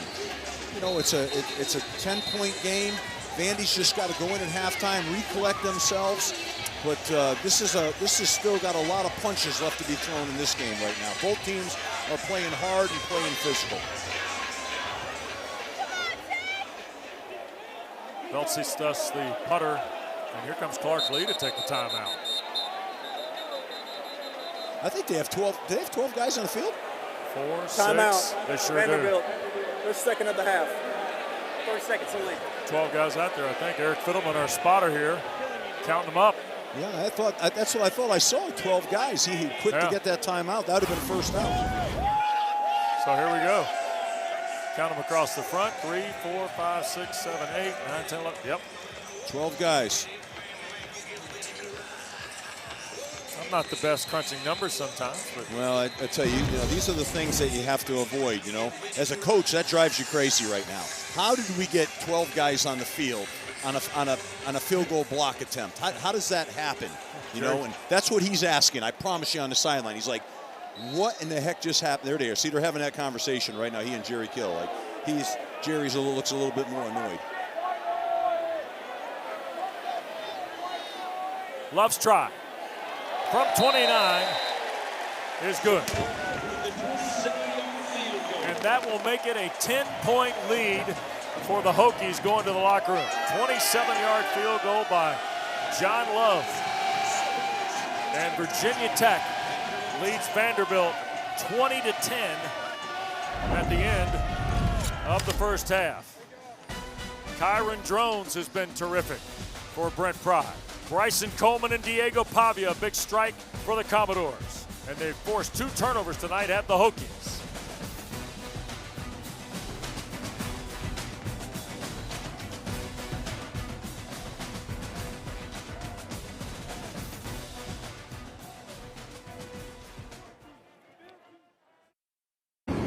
ACC Network Primetime Football presented by Serve Pro on a Saturday night. We're in Blacksburg. Oh, yeah, they fired the skipper a couple times already in this first half. Hokies 20, Commodores 10. Second half coming up here in just a moment. We welcome you back upstairs here at Lane Stadium tonight in Blacksburg. Virginia Tech trying to get to level par. Vandy trying to stay undefeated. Steve Adazio, West Durham, Dana Boyle here in just a moment. We said it would be about quarterbacks at the top tonight, and the first half has been about quarterbacks. It has been. I think both quarterbacks have had great moments. Obviously, I think Virginia Tech and Drones have had more opportunity, double the plays, double the time of possession. But here's Drones on a simple naked, connecting with that little pick play. Now he's pulling the ball and running and lowering his shoulder. Look at that physicality right there. And then you have Pavia coming up and delivering a strike down the field, a wheel route to the tight end, really well-constructed play. And now he's going to run a QB draw, lead blockers, directing traffic, lowering his shoulder, getting plus yards. These 2 guys are competitive, and we got a lot of ball ahead. 2 turnovers have really been costly, though, to the Commodores. You see the stat line. Drones started off pretty hot in the throw game and then cooled off as the half concluded. He started 6 of 8 and finished 7 of 14 for that 13 of 22 worksheet in the first half. And you see Vanderbilt will get this ball to start the second half.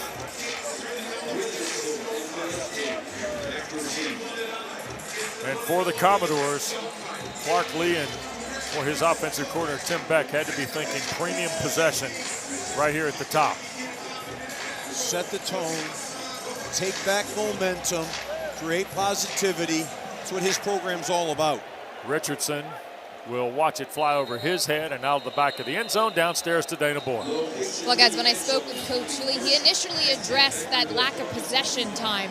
It's flipped the script from last year. He told me it's a lack of execution and focus in that first half. He's happy with offense, but they defensively, he said, need to find a way to contain Kyron Drones. That's exactly right, and I think, they've got to defend Drones. They've also got to take care of the football. They're losing possessions because of the turnovers, too. So There's a lot going on here, but you know what? It's a new half. 0-0. Let's go. The tight end Stowers has been pretty quiet too through the first half of play here in Blacksburg. Pavia and Vandy ready to go.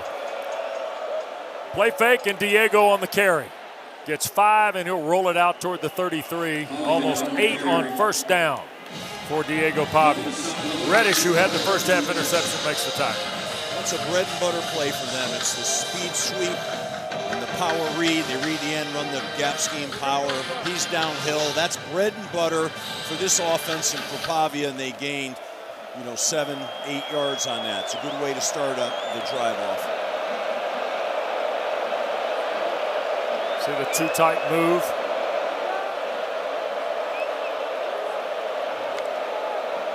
And now they're going to run it with Alexander. He got a first down. Boy, dropped the shoulder and drives a maroon hat of Caleb Woodson back to the 39, maybe the 40. Cedric Alexander. Talk about a lot of running backs in the Southeastern Conferences. Junior from LBJ in Austin, Texas. Tell you what, I wouldn't want to try and tackle him, Steve. No, these backs, they run hard. They're downhill. They get behind their pads. That's coaching. It's talent and it's coaching. He caught a touchdown pass last Saturday in Nashville too in that season opening win. Picks up the first down here. That's Young in the orbit.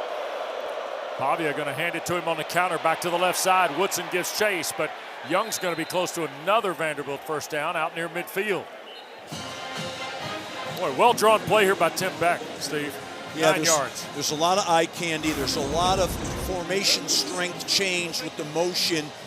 Vanderbilt wants to plus the numbers formationally. In the last couple of plays, that's what's happened. And, Coach Seifkis, defensive coordinator, talked to us about this. He's got to be able to match the numbers of the strength of formation on defense. Critically important. 3 receivers and the pistol set. That's Barnett in motion. Here's Pavia wanting to throw. Going to throw it back, and wide open on the backside is Caleb Barnett. He double clutches it and gets to the 46 as Jalen Keller makes the tackle for the Hokies. Look at this little guy make a play. Yeah, this is that jet sweep. They show jet sweep, then they show the play action here, and he hits the relief throw back over here again, and you kind of lose track of him. And Pavia knew exactly where everybody was on that field right now. Shot wasn't there, dump it down. And that's what he did. That's good quarterback play. 1st and 10, out at the 46. Opening drive of half 2. Pavia the keep. Splits the front, and boy, got slung to the ground by Heisman. The transfer from North Dakota State. He had 7.5 tackles behind the line a year ago. This is just a nice QB draw off of their base protection. They're running a slide protection, but it's called with a QB draw. It's pretty turn and run, and they're going to get him involved in this game, no doubt about it. He's their guy. He's going to take shots. He's going to run the football. They're putting the ball in his hands a little bit here. Big man from Pella, Iowa makes the stop there. 2nd down, halfway to a first. And here's Pavia trying to get to the perimeter. Pitches away, Barnett the carry, and he'll dive toward the first down mark.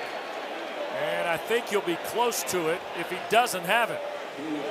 This 5'8" freshman from Tulsa, Caleb Barnett, has affected Virginia Tech. Burgos looked like he had him, and then he pitched it.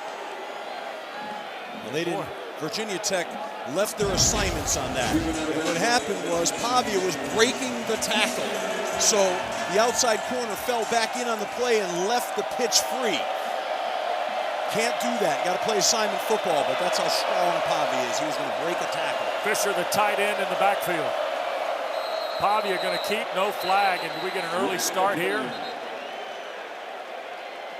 Referee Kyle Olson. False start. Offense, left tackle, 5-yard penalty, 3rd down. The false start is on number 72. Glass started his college career at Arizona State, transferred to Nashville from Oklahoma State, making his 23rd career start tonight. And they say he's the leader of the O-line right there. You know, and your leaders can't have those penalties, not when you're trying to regain momentum. So now you're backwards here, putting yourself in the 3rd and 6. 5 penalties on Vandy, 29 yards. Turns it into 3rd and long. Pavia, pitch inside, Stowers, first down. Shovel play. Yep. Eli Stowers had 1 catch for 3 yards, and that time he covers the landscape for the first down. So the shovel play is called the shovel play because what happens, they're going to pull a guard like a power, they're going to sprint out, they're going to shovel the ball, in this case to the hip tight end Stowers. That was a staple for us at Florida. That was a favorite. Separate the defense, shovel the ball up underneath. It's a safe play, it's a forward pass. Love that. Haven't seen it in a while. Better than 5 played here in the 3rd. Vanderbilt in plus territory, 1st and 10 inside the 35. Pavia wants to loop it downfield. Sherrill, did he stay in bounds? No, incomplete. Junior Sherrill and Caleb Brown. Boy, almost a terrific throw and catch from Pavia. Yeah, I think nice job of holding the red line, that line between the numbers and the sideline. Don't run yourself out of bounds. The ball just drifted a little bit by Pavia. Put a nice amount of air under that, just a little drift right there, just a hair. Dangerous. These receivers go up and get the ball too. 2nd down and 10. Young in the backfield with Pavia here. Diego the throw. Right across the middle, that's Young. It's a first down to the 21 of Virginia Tech. McKylan Young, junior from Midland, Texas, tackled by Michael Short, the linebacker, after a 13-yard play. Had a beautiful, clean pocket. The offensive line did a tremendous job. Virginia Tech has got to get some pressure and affect him. They can't allow him to stand back with that clean pocket and just survey the whole secondary. Ball at the 22 of the Hokies now.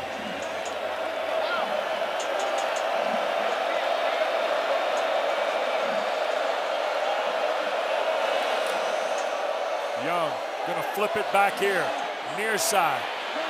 Turning the corner at the 10, going to the pylon is Richardson. Did he get in? No. Marked out at the 1 is Trey Richardson. Well, that was the right time for that play. You know, you get a reverse going, you get down here, and you got momentum. You're in the red zone. They're in an inside play in Bear defense, and they flip the ball on this thing. Watch the quarterback on the edge here. Throw a block. Wow. Wow. Took out Caleb Brown, the corner. Gotta love that. Your quarterback's your lead blocker. Not afraid to mix it up. 1st and goal at the 1 here. Fisher's come in as the fullback. Ahead of Young. Pavia from under center. This is Young leaping for the touchdown. McKylan Young over the top for his 2nd score of the year. And what a start to the 3rd for Clark Lee's Commodores, Steve. That's what the doctor ordered. To drive the ball down the field, long drive, explosive plays, and then get all the way down here and punch it in. I love the fact at the end, Pavia's under center too. He's under center with the threat of a sneak, but he hands it deep and they run off tackle and go over the top. I just really liked watching that. 11 plays, 75 yards, just less than 7 minutes. Brock Taylor's point is good. Back to a 3-point Virginia Tech margin. The fight continues in Blacksburg on a Saturday night. McKylan Young answering. Nice job. Got a little off tackle, caved the edge.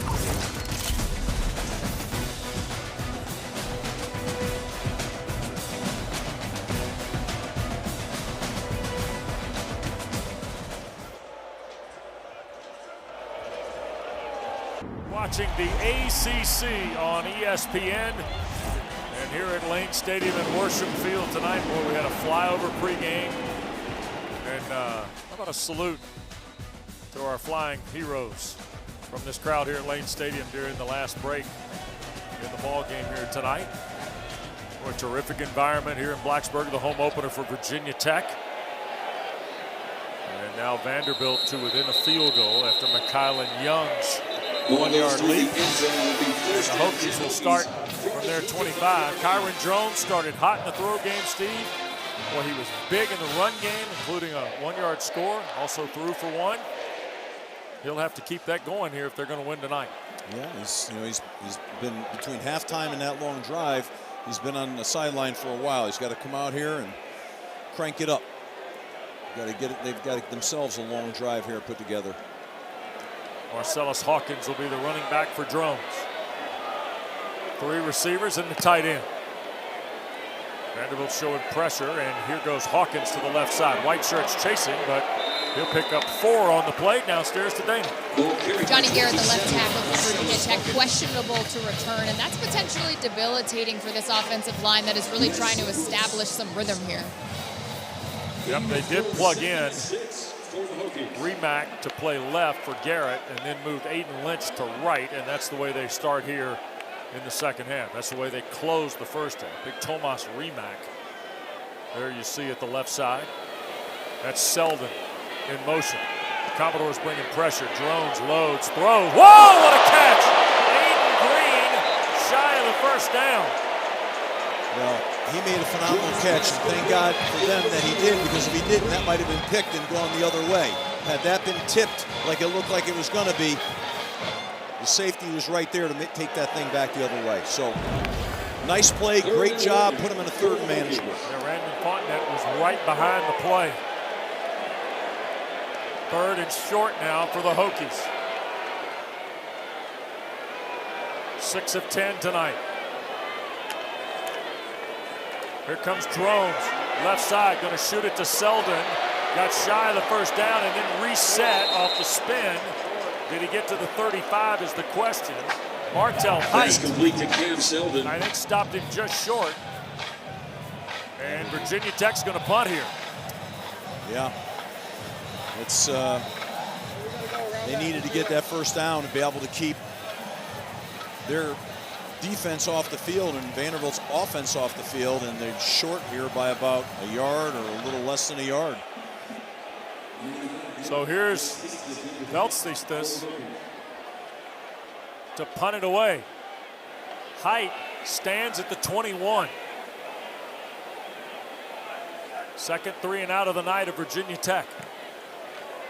Wobbly punt near side. Height gonna let it hit, and it will take a Hokie bounce, but out of bounds right around the 25 or 24-yard line. So 3-point lead for the Hokies. Vandy a touchdown already, and the ball next for Clark Lee.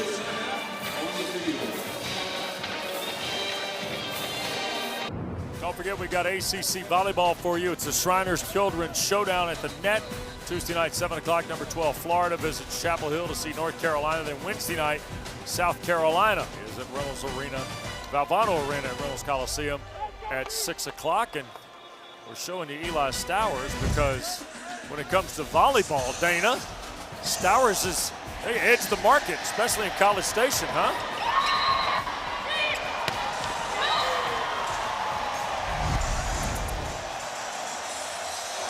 Discussion in the Stowers household is who's the best athlete, and when you talk to Eli Stowers, he says, I got to give it props to my sister. She's the best athlete, #1 recruit in the state of Texas to go play volleyball for Texas A&M. They're top 10 team in the country. Yeah. Well, I was with Eli at Texas A&M. We had him there. He was a quarterback, young guy, and we couldn't get him to play tight end, and his journey's taken him there, but that family is athletic. Pavia on first down here. Crowd roaring now at Lane Stadium. First down give. Look at Alexander split to the near side. Cedric Alexander for 9 on first down. Jordan Bass from the secondary, the tackle for Virginia Tech. A little wide zone pin pull play, taking advantage of that wide defensive end and hitting that C gap in there. They've done that a couple of times. Now they're in a second down and about a half a yard. They're staying on schedule last drive, and they're off to that again, staying on schedule. Sherrill goes wide to the left, out of the top of your screen. You see the 2 tight ends move to that side. That's Richardson in motion. Pavia going to hand to Alexander, first down as he cracks the 35. So Cedric Alexander's going to move the sticks. 5 minutes of change now as we count down this third. It's interesting what Vanderbilt is trying to do right now. They're trying to the tight end wing side. Virginia Tech is not adjusting to that extra offensive extension there between the tight end and the wing. There's too much space. They're attacking that space. Virginia Tech's going to have to change that defensive structure, either slide their front or adjust it and wing bust it. Sam Cephas, the first-year Hokie DC. Got to patch that up. Here is Pavia, first down throw, flag down. Catch is made. There's Eli Stowers to the 41. But hold the phone here. That flag was quick. Kyle Olson, the referee. Nels, receiver downfield, offense. Number 16, he was covered up by the outside receiver. It's a 5-yard penalty. Nice first down. Cole Spence. Yeah, it's just alignment issues here. They're talking about right over here. Yep.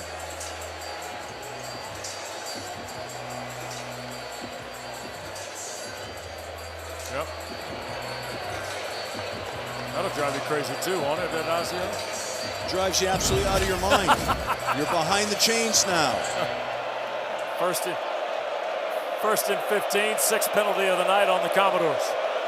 I know you get tired of me saying it. No talent issues. And now another stoppage of play on the snap. Play clock? Play game. Sure offense. was. 5-yard penalty. Nice first down. And here's the other thing. Up until the last couple snaps here, that guy's team had all the momentum after the horn in the half. They had opened the third quarter, had a long drive that ended in the Young touchdown, held Vanderbilt defensively. Virginia Tech went 3 and out.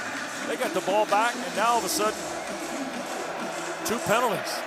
Going backwards 10 yards on things that are just alignment issues. First and clock 20. Issues. They may try to get a little back here with a quarterback draw. Pavia, here he goes, straight up the field, got 5, and then got knocked down by Keller. It's kind of a go-to for them. You know, he does a nice job on the quarterback draw of really holding, and letting those blocks set before he goes. A lot of quarterbacks get impatient, and they take off too soon. He's really good at it. Let's call it second down and 16 now.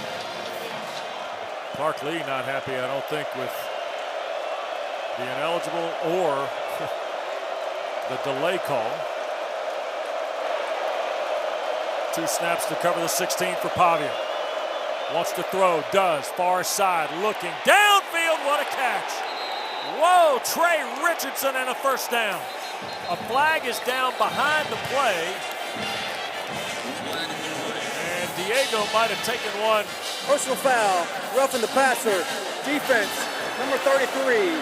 15 yards will be added to the end of the play. First down. That's Ben Bell, Texas State transfer. Oh, that's unnecessary. That's really foolish. And then you have Dante Lovett getting lost out in man coverage out there. He just got lost. He's got to get his head turned around and look for the ball. He's playing blind. What a catch by Richardson. First penalty of the night against Brent Pry's Hokies. 25-yard throw and catch, and then throw the penalty on the fire. That was what you call a chunk situation. They got a lot of yards on that.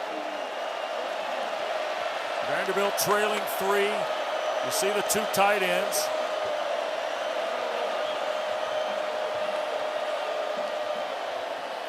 First down, Alexander, or Young, beg your pardon, 22 on 28.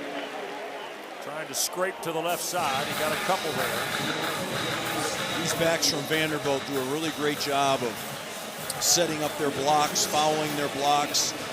They run with patience, and then they put their foot down and they accelerate at the right time. 27-yard line, second down, 8 to go.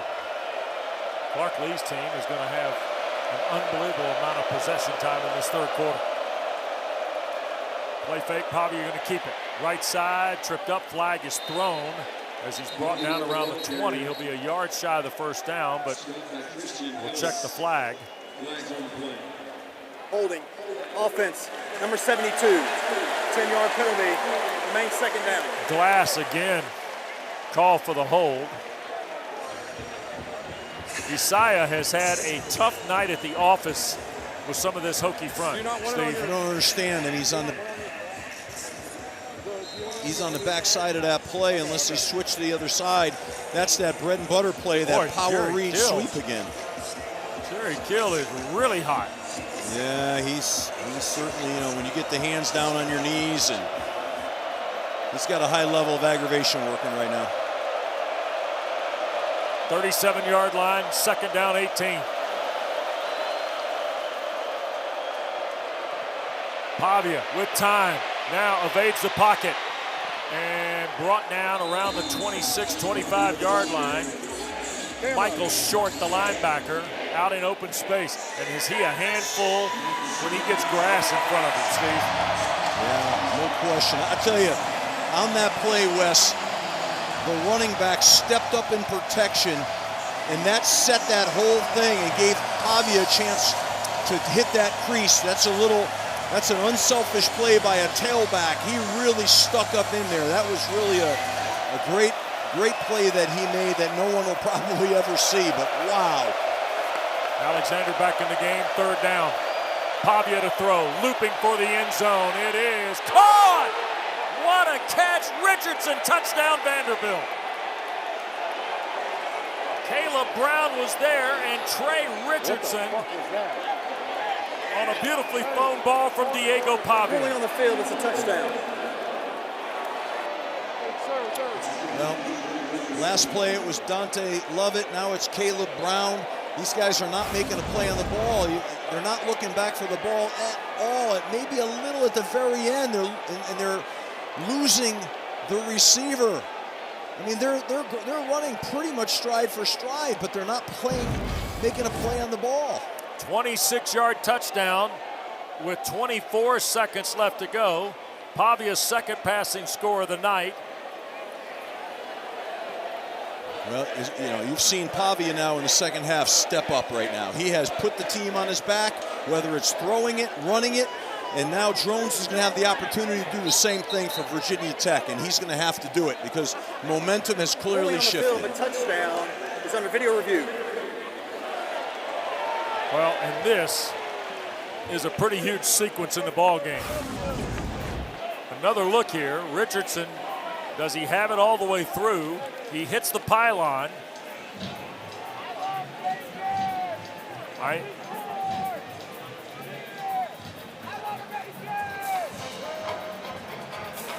And again, this is the Southeastern Conference crew and review process here in Blacksburg and also in Birmingham at the SEC office. That looks like a catch to me. He's got his hands underneath the ball. He secured it through the hit of the ground. I think that's a touchdown. I think this play will stand. What a play. What a catch. Oh, God. What a beautiful throw, and the catch might be a little better. Yeah, I agree with you. The catch is spectacular. I mean, just the way that he went and got the ball and is able with body control to secure it in his hand and get his other arm wrapped around it. Well done. I think he's got enough possession here, too. When he fell, it went sideways. We need to go back And he's now. got control of it right here based on this angle. He's not been recovering well from the corner. I think we need better safe than sorry. She doesn't have a coil started. It's a little bit of space there. Wait, was that third? Seems like that would be hard to overturn this. Referee Olson. After video review, the ruling on the field has been upheld. It's a touchdown. There you go. 26-yard throw. Trey Richardson, who had 5 catches for 74 yards last week. Catches that one on the back end to give Vanderbilt its first lead of the night. Look at Pavia go find him and hunt him down and congratulate him. And this guy is a leader. And we got movement by Virginia Tech. Flags on the play. Well, Tech's just got to keep their composure now and put together a nice drive themselves. That's how you handle that. Don't overreact. Just have a good plan, one first down at a time. False start. Kicking team. 5-yard penalty. There'll still be a try. My apologies to the Hokies. So Diego Pavia looking at the replay of the throw. Meanwhile, we get ready for Brock Taylor to add the point. And there's comedian Theo Vaughn, who's, I don't know what it is about comedians and Vanderbilt fans, but we'll explain that in a moment. Here is Taylor, and he missed the kick. Oh, it stays a 3-point game. Wow. How that might come back in the end. Yep. You know, just be another no talent issue, movement. Crazy. 7-play drive. Pavia drops one in the bucket to Trey Richardson. Boy, Theo Vaughn, nice seats tonight at Lane Stadium. Right there in front of you.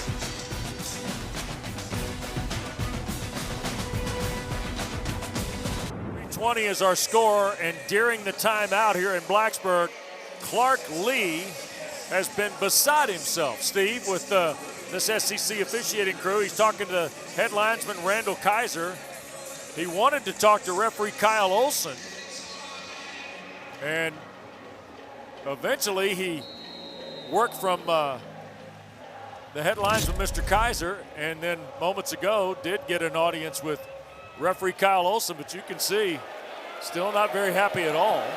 Yeah, he's got to let that go, but you know, he's a cerebral guy, but you can see his passion and his intensity fighting for his players and his team. Virginia Tech is getting ready to take its 4th snap of the 3rd quarter. They've only got 9 yards in this 3rd period. Vanderbilt has mounted 2 touchdown drives to grab their first lead of the night. The missed extra point makes it a 3-point contest. And Kyron Drones and the Hokies, who had 4 explosives in the opening period, have only had 1 since. And Terrion Stewart has come into the ball game to join Drones in the backfield. One play at a time, one first down at a time. They got to go back and restart and work their game plan. Play fake, ball got batted down. Capers again. Boy, this 6'4" grad student from Sumter, South Carolina, had a great debut last Saturday in the season opener. He's played well again here tonight. I mean, Drones has got to be able to navigate that throw. He threw that right in his hands, and the end just slow played him, stood right there, and then got upfield and got his hands high. Stewart stays in the game. Vanderbilt drags another guy up on the line, and Aiden Lynch at right tackle now. Remember, offense, number 76, 5-yard penalty, remains 2nd down. That's a redshirt freshman from Eastern North Carolina, Aiden Lynch from Mount Olive. He's playing the right tackle spot. Tomas Rimac has moved from right to left for the injured Johnny Garrett. Well, the Vanderbilt that time stemmed the front. They changed the front, and when they did that, it jerked him and forced him off sides when they're trying to recommunicate the play on a new blocking scheme. So Vanderbilt's moving that front and showing them different looks. Here's Drones. Pressure coming. Kyron in trouble. Sacked. Sidnor. Corday Sidnor. Transfer from Purdue from Harlem in New York. The sack of Drones. Little twist inside right there. There it is right there. They brought an outside backer on a blitz, and they twisted the end of the tackle. Got the offensive line off levels, and there's the penetration in the sack. Commodores with a 3-point lead. We go to quarter 4 in Blacksburg. 23-20 Vanderbilt.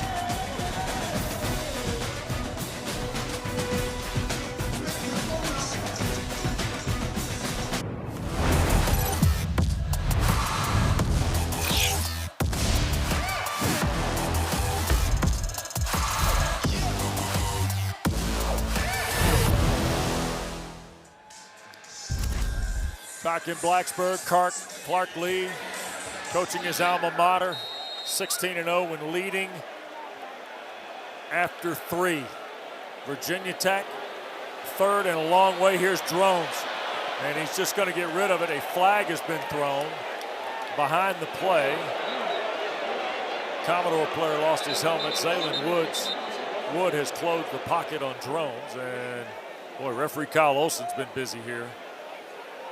Sidnor lost his hat. Virginia Tech's getting beat up front right now. Vandy is playing with a little more energy. Personal foul, hands to the face, offense. That penalty's declined. 4th down. Sure it is. And for Virginia Tech, that is another 3 and out here in the second half. Yeah, left tackle.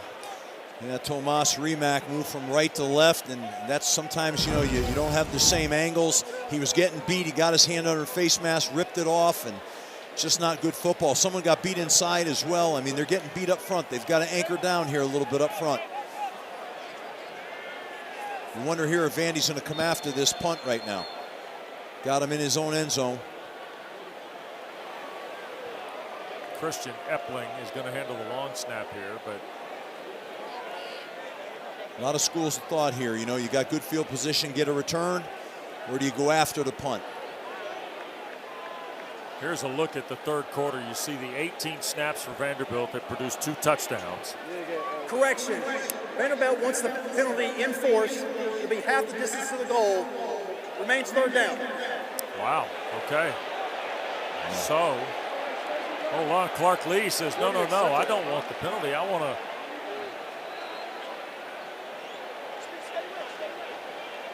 Now, remember, Clark Lee and the officials have been huddling up. Now they want it declined. Correction again, Vanderbilt does not want the penalty. It's declined. It's 4th down. And the partisans here don't like that change. But that's the one you wanted to make. That's the call you wanted to make anyway, right, Steve? What's that? They wanted, I mean, why wouldn't you decline the penalty if you're Clark Lee? Of course. Right. I mean, that's a no-brainer. I didn't understand that whole exchange right there. Dana, anything to add down there? You're in that right there. I thought for a moment you and Olson and Lee were going to be together. Plenty to add, but nothing that's appropriate for television. Well, let's see if they go after this thing. Or are they going to set the return up? Valsitas needs to drive one like he never has before for Virginia Tech. The ball's going to hit in plus territory. It's going to bounce around. It's a loose ball, and it is recovered. It looked like the Hokies got on it with Thomas Williams, but it is ruled to belong to Vanderbilt. Yeah, I don't think it hit a Vanderbilt player. I think it rolled over the top. The kick was not touched by the receiving team. It'll be 1st down.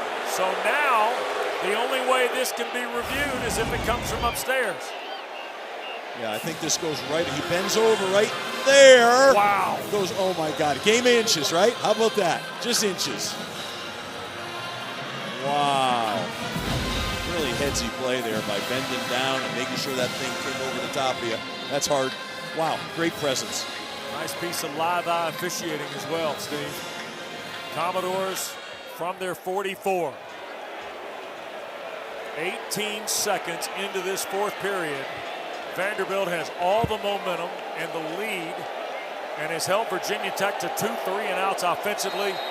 And now the Hokies, who have so much at stake tonight, have to respond for Brent Pry.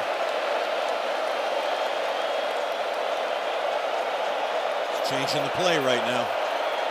He's got him in one high safety. Pistol, they're going to run it. Alexander nowhere. Goodness. Heisman and Bell on the stop. 1 yard, 2nd and 9.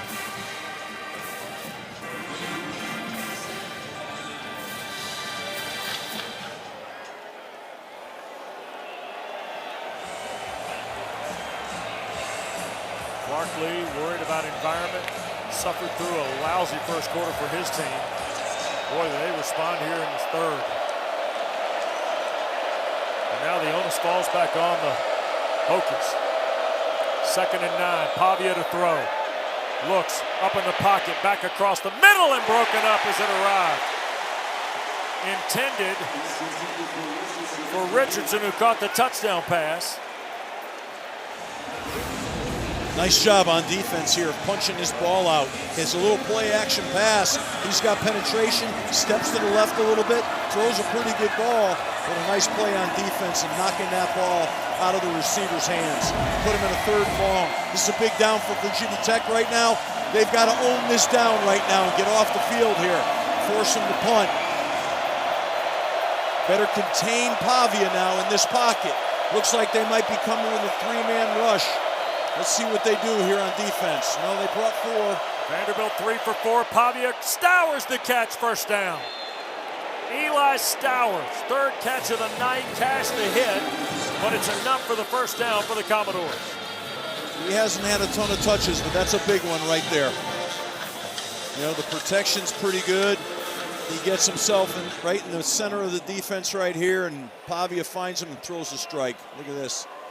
Nice job. Good job holding on to the ball. He took a hard hit right there. Minute and a half gone. Fresh set of downs for Diego Pavia and Vanderbilt, who leads by 3.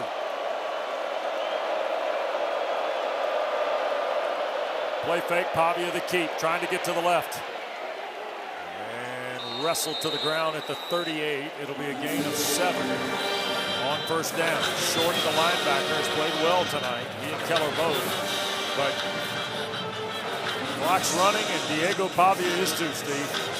He's got a low center of gravity, a powerful lower half. You can see him drop his pads and drive. He doesn't run like your typical quarterback now.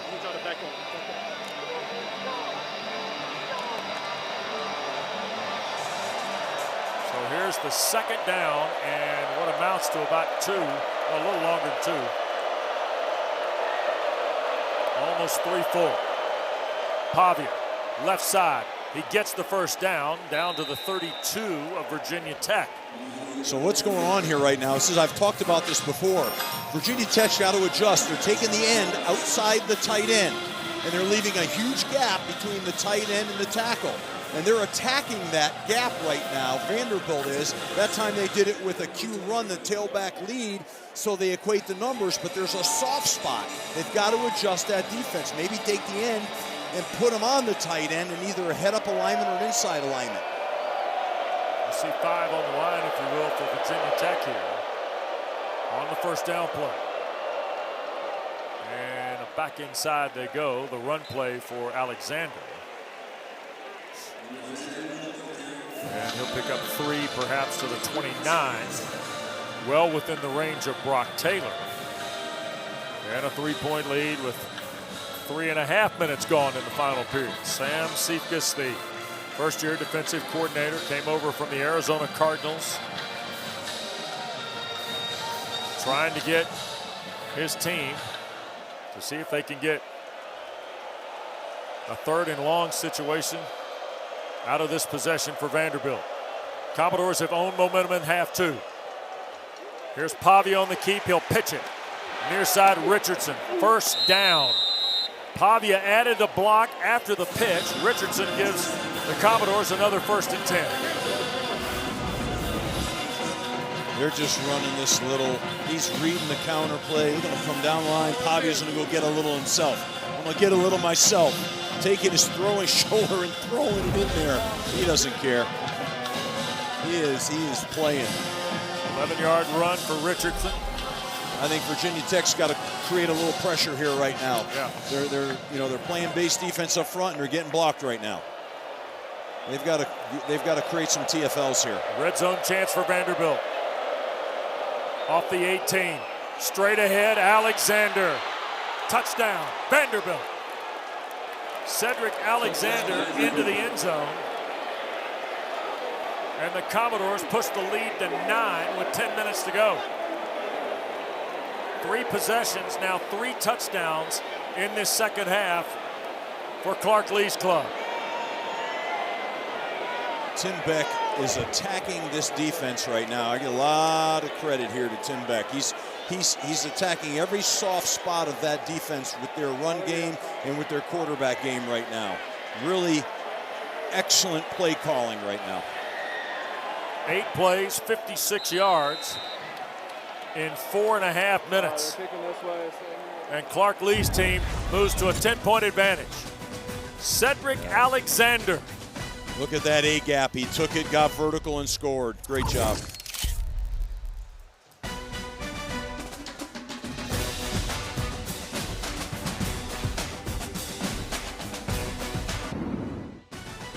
ACC Network College Football is presented by Serve Pro, the #1 choice in cleanup and restoration. Back at Lane Stadium, 20 in a row by the Commodores. And Vanderbilt has taken a 30-20 lead on Virginia Tech tonight here in Blacksburg, just ahead of 10 to play. Commodores kicking it away. Preload deep, there'll be no return. And the Hokies backs firmly up against the wall now, Steve. Yeah, I mean, they are in a must-score situation now, right? They've got to have a drive here and preferably get 7, but at least get 3. They've got to move the football. They got to keep their defense off the field. So this is a critical sequence of plays here right now. Virginia Tech, who had 146 yards after 1 period of play, has had only 82 since tonight. Vanderbilt has had 40 yards in the first period. They've had 344 since. And they have owned the second half. Well, it's got to start with the first down right here now for them. 10 on the play clock for Drones. He's got Hawkins with him in the backfield. Commodores bringing 4. Kyron going to cut it deep. Donovan Green cannot make the play. And now a flag is thrown. Sewell was there. Fontenette was there. Or Jones, beg your pardon. Pass interference, defense, number 7, 15-yard penalty, automatic first down. So the penalty on Sewell. Pretty good job protection. But there's good coverage here right now. Oh, yeah. You know, Sewell's just got to, again, he just kind of ran through the offensive receiver. He's got to turn and look for the ball. I mean, they had enough people there. They had the right coverage there.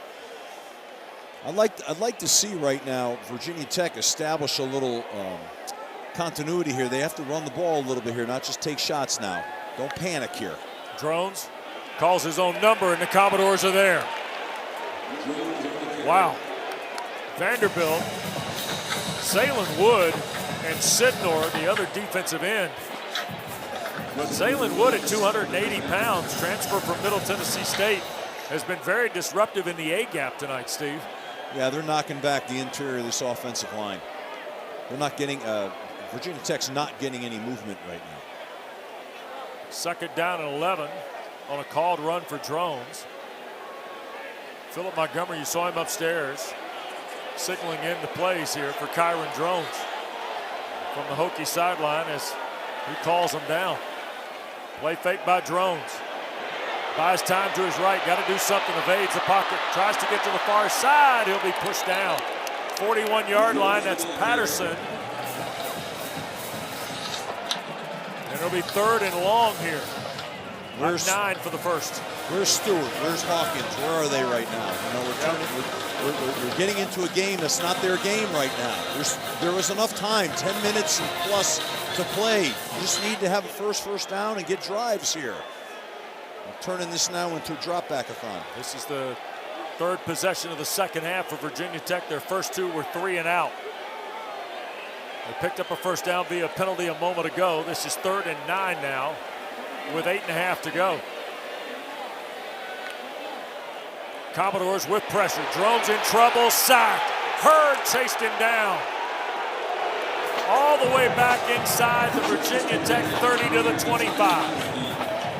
Second sack of Kyron Drones.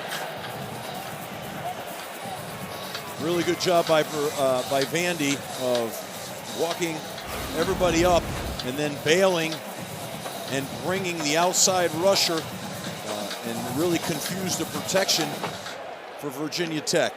That's what happened there. C.J. Hurd came scot-free. So another punting situation here for Virginia Tech. Height stands at the 37.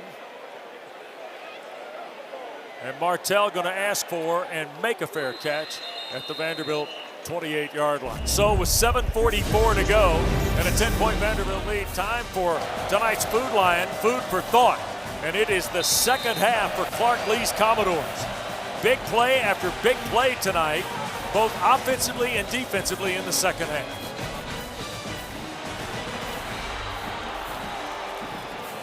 Really like the mentality of this Vanderbilt football team. They're confident. As Clark Lee said, yesterday when we talked with him, that they love the process. They love the why. They love football. You can see it. So here is Pavia now with McKylan Young in the backfield. And the Commodores up 10, almost to the midway point of the fourth.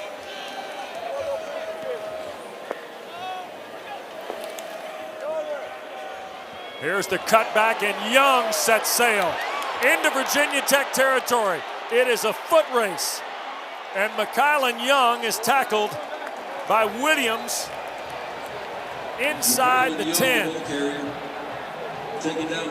What a run on first down for McKylan Young. Yeah, I mean, he just makes a great cut. They over-pursue on defense, and he punctures that thing vertically and really does a great job of blasting into the end. He's got some pretty good speed. Career best 62-yard run by McKylan Young. 7 minutes to go, and some of the faithful in Blacksburg headed for the exits here. They flip the field. And Pavia to the right side. He'll be tackled by Keller right around the 6. Let's visit with Dana Boyle. Well, based off the way Vanderbilt's playing in this fourth quarter, you have to imagine that there's no quit from this team. Diego Pavia on the sidelines prior to the offense taking the field said, we need 2 more touchdowns. Being up by 10 is not good enough, so no complacency here with that 10-point lead. I don't think the word complacency hits Pavia. This guy's full throttle. He's in total control here. 2nd and goal at the 7 for Pavia. Quick hitter up the middle, touchdown. Cedric Alexander finds the end zone again for Vanderbilt. Now that's just not good right there. It looks like the defensive front for Virginia Tech has lost their stinger. They're just kind of going through them like hot knife through butter right now. You hate to see that. 7-yard run by Alexander, his 2nd touchdown here in the 4th. And Vanderbilt has moved it to a 16-point lead ahead of 6 minutes to go.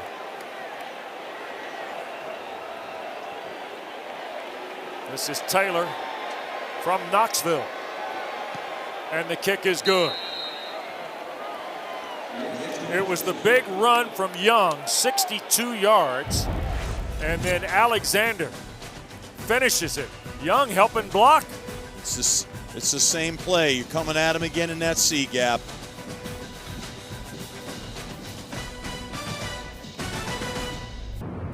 Well, quick look ahead to next Saturday, a quadruple header of ACC football for you here on ACC Network.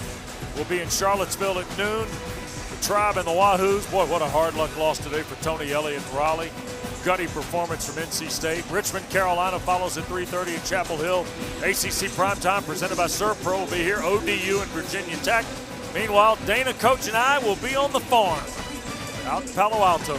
Stanford, California, the zip code, Steve, for ACC After Dark.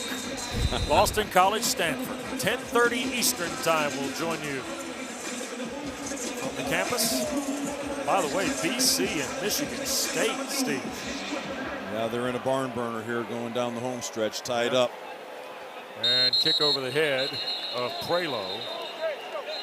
And what was a raucous crowd here at Lane Stadium has emptied out because Vanderbilt has put 27 in a row on the board. 4 touchdowns on their last 4 possessions. Meanwhile, the Hokies, 3 straight 3-and-outs. We've heard of tides turning. We have seen it tonight. They flipped the script. Tale of 2 different halves. Virginia Tech's last first down was with 34 seconds left to go in the first half. Jeremiah Coney has checked in as the running back. Drones to throw. Pressure coming. Sacked. Wow. Nick Rinaldi, the linebacker. Steve Gregory just keeps winding up the front of the guys in the gold hats. He just got beat. The right guard is just getting beat like he's standing still. And 58, I mean, it's just a Tommy Ricard. It's, they said who was going to win the line of scrimmage. Well, Vanderbilt's winning the line of scrimmage right now, clearly.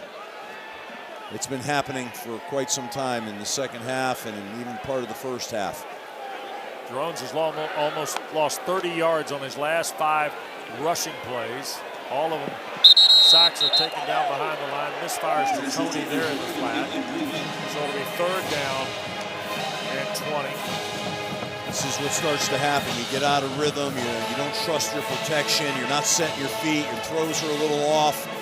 And that's where Drones is at right now. And he's just got to, they've got to help him here a little bit. Like at this point, you know, don't put him in good situations right now. Don't lose your quarterback here now.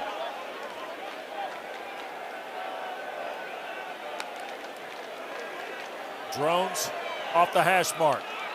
Catch made out in space. That's Tucker Holloway on a 3rd down play. It'll still be 4th and long, but with 5:07 to go, Virginia Tech trailing by 17. Offense on the field here. He had pressure in his face that time. You know, he does not have any clean pocket right now. He's under complete duress. Might be time for a little screen play right here to help slow this rush down a little bit. Boy, second half yardage, Steve. My goodness. Drones dancing in the pocket. Here to the near side. That's St. Germain, the tight end. There is a flag thrown. It's sitting at the 20-yard line. Holding, offense, number 56. That penalty's declined. 1st down, Vanderbilt. It's on Ganem. And that is a 4th straight 3 and out for the Hokies. Or it's 4 downs, actually. So it's a 4 and out.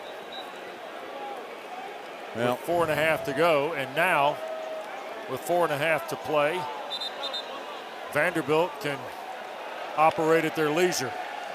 Run the ball here right now. Chew the clock. Take care of the football.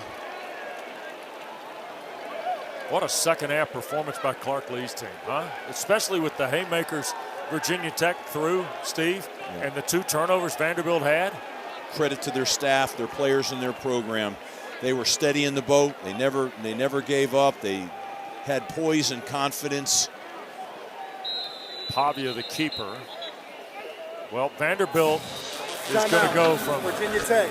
this First of the half. to Columbia and Williams-Brice Stadium next Saturday in South Carolina.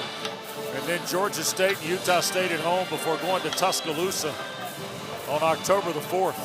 My goodness. Timeout in Blacksburg.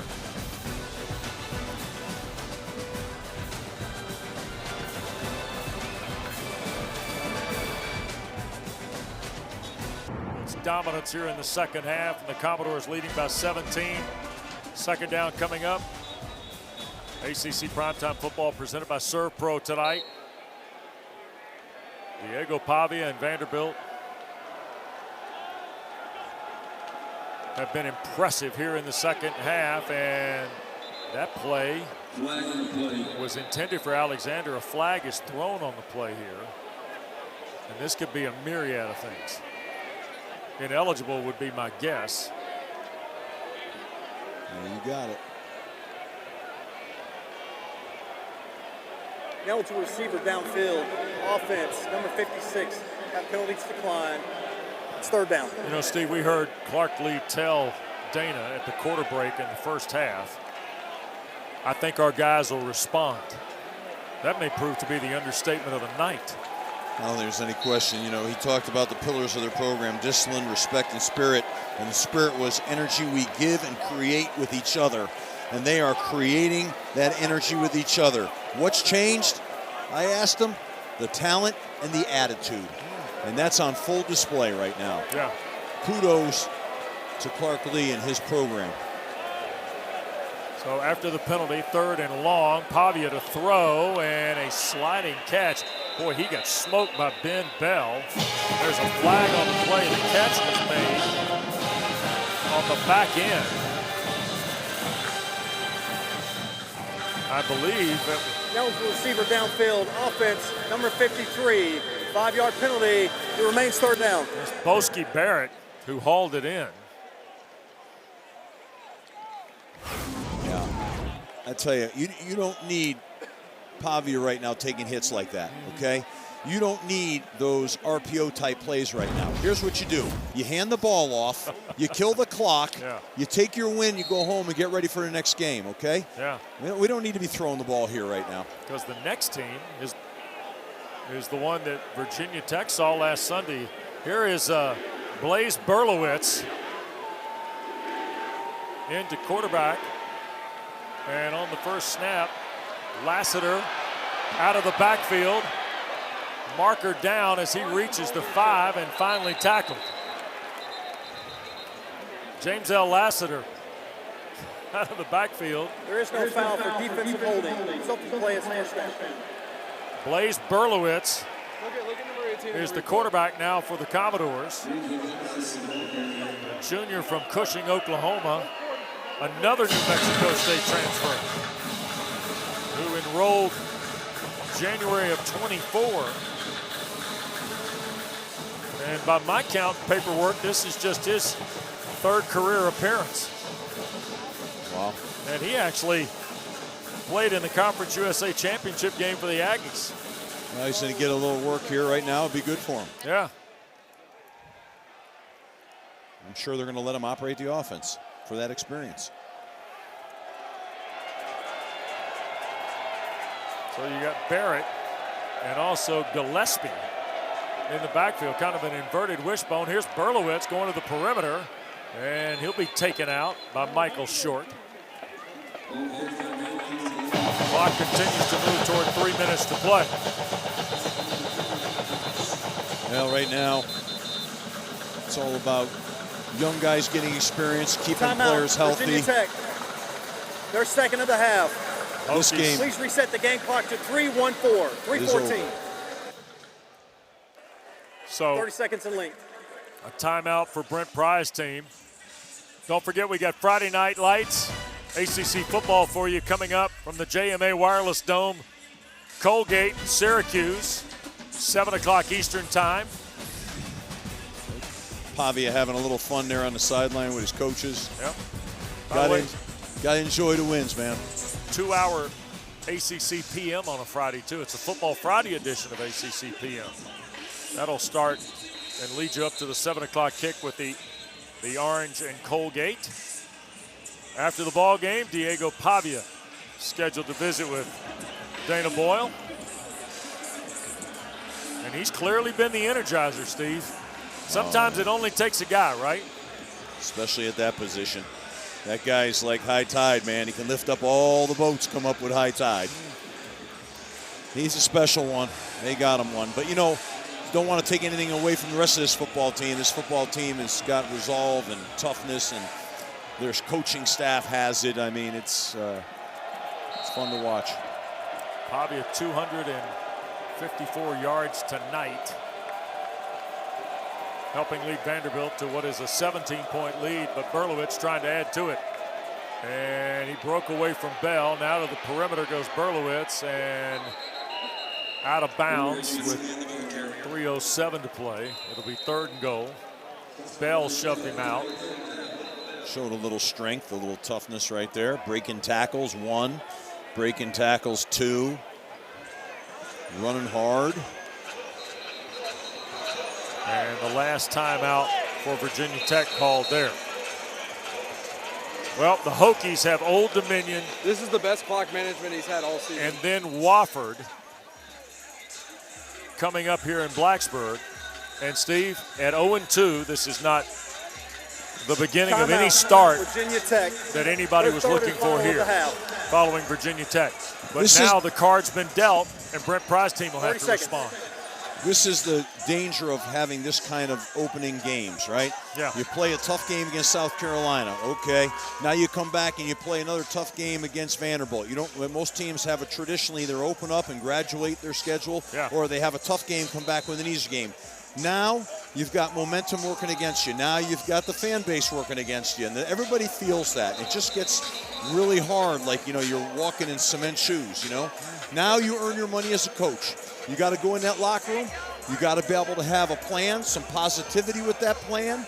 You got to say, okay, this is over. Now we start conference play, you know, and you got to have that mindset coming in here, you know. Even though they probably still have, I forgot how many more non-conference. They got Old Dominion, Wofford, and then at NC State. Okay, so, you know, you just got to go back, retool, and get ready for conference play. It's, as a coach, it's your job to keep the attitude and mentality up right now. Handoff is to Gillespie, and he is stacked up right around the 10. So 4th down will be the next play. And I don't mean to walk by those 2 games to conference play either, by any stretch of the imagination. But you've got to go one at a time, but those are games you should win. So get your team right and go win them one at a time and get into conference play. Boy, and what a day it has been in the ACC. Speaking of the Wolfpack, what a high noon start that was. By the way, that's a non-conference game, but it turned out to be a whale of a football game. Yeah, unbelievable. And we got delay here on Vanderbilt. Delay game, offense, 5-yard penalty, 4th down. Now I think they're going to award Clark Lee a timeout instead of the delay. Correction, prior to the play clock expiring, Vanderbilt called their first time out of the half. Of course, stay tuned after we're done here in Blacksburg. Don't forget Stanford and BYU are about 30 minutes in tonight out in Provo at Lavelle Edwards Stadium. A Cardinal team that we'll see next Saturday night against BC. No score yet with the Cougars and Cardinal. Stanford has not played since week 0 at Hawaii. Justin Walters anchors ACC Huddle final score tonight. Bryce Love's there, Dave Clausen there, Mark Richt. All sorts of folks on hand to sift through the highlights. There's a lot to sift through. 2 overtime games. Yep. We told you about the thriller in Raleigh for NC State. Pitt was a big winner. Syracuse needed overtime to beat UConn. Post-game calisthenics by Fran Brown's club. Sprint/jog. Dive into that a little bit. Clemson scored 2 dozen in a row to come back and beat Troy. Georgia Tech, a big winner as well. So was Pitt. Here's Berlowitz to the end zone. Caught. Touchdown, Vanderbilt. Eli Stowers.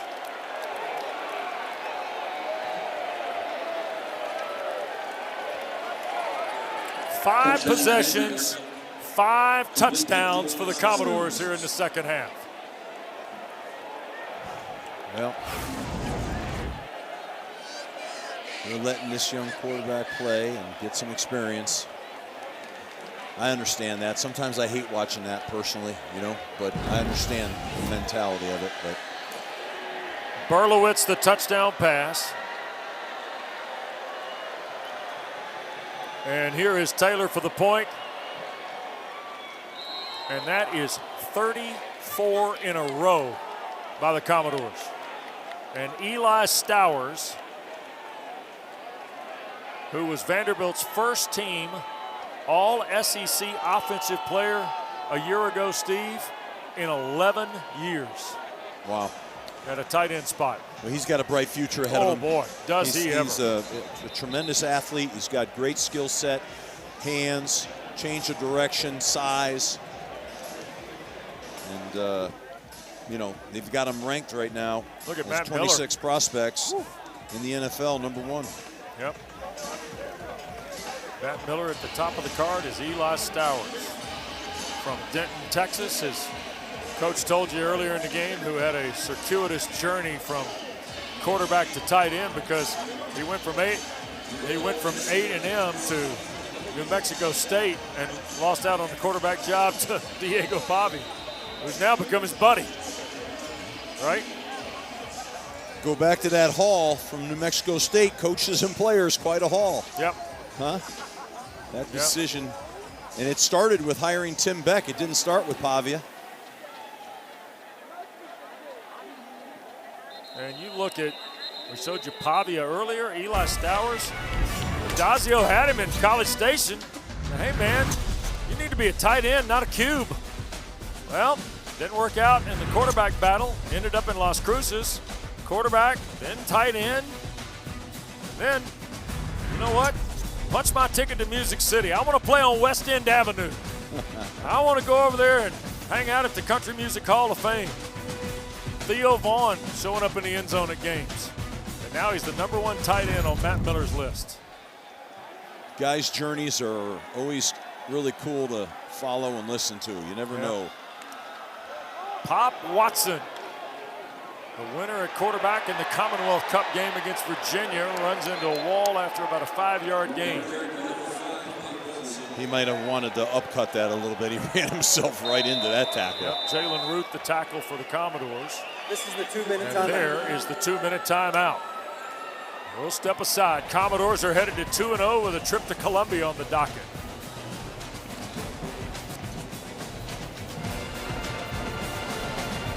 Well, back in Blacksburg, and that's Clark Lee, a Vanderbilt grad who's from Nashville. Now looking at picking up his 18th win as their head coach tonight. With 2 minutes to go, a 2nd and 4. Pop Watson's come in to quarterback Virginia Tech. 34 in a row here by Vanderbilt. And Jeremiah Coney the carry. We're going to go. It's going to be a great feeling for Clark Lee and his program, going in the locker room, celebrating this win, carrying a tremendous amount of momentum in the next week. Steve, it's also a team that tonight is going to post its biggest win when trailing by 10 or more in at least the last 30 years. Wow. They were down 20-10 at the half and are going to win. Flag down on the play as first down carry is Coney again. Vanderbilt has not punted the ball tonight. Holding. They've only had Offense, number 57, 10-yard penalty. Still first down. They've only had 2 punts in 2 games now. They had 2 last week against Charleston Southern. As we told you a moment ago, they get ready for South Carolina next Saturday in Columbia. You know, part of that tonight was turnovers early. Yeah. But it's still not a lot of punts. So after the penalty, Coney again makes a move left side, 35, outside 40, midfield, shoved out of bounds. Just ahead of a minute to go. Cowan, the linebacker, after a 20-yard run by Jeremiah Coney. Sophomore from Richmond.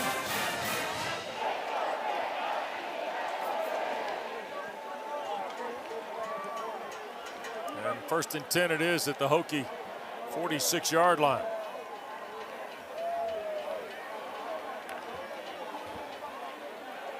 And Watson, the keeper, and the ball is loose. They'll scramble for it, and it's recovered by Vanderbilt. Jalen Ruth comes up with the turnover, which is the first of the night by Virginia Tech. Well, you've never know.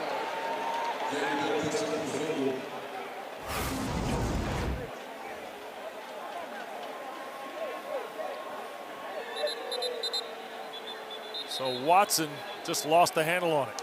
Just carrying the ball loose, Yep. not carrying it high and tight. Jalen Stone's the guy that raked it out of there, and Jalen Ruth, the recovery with less than a minute to go.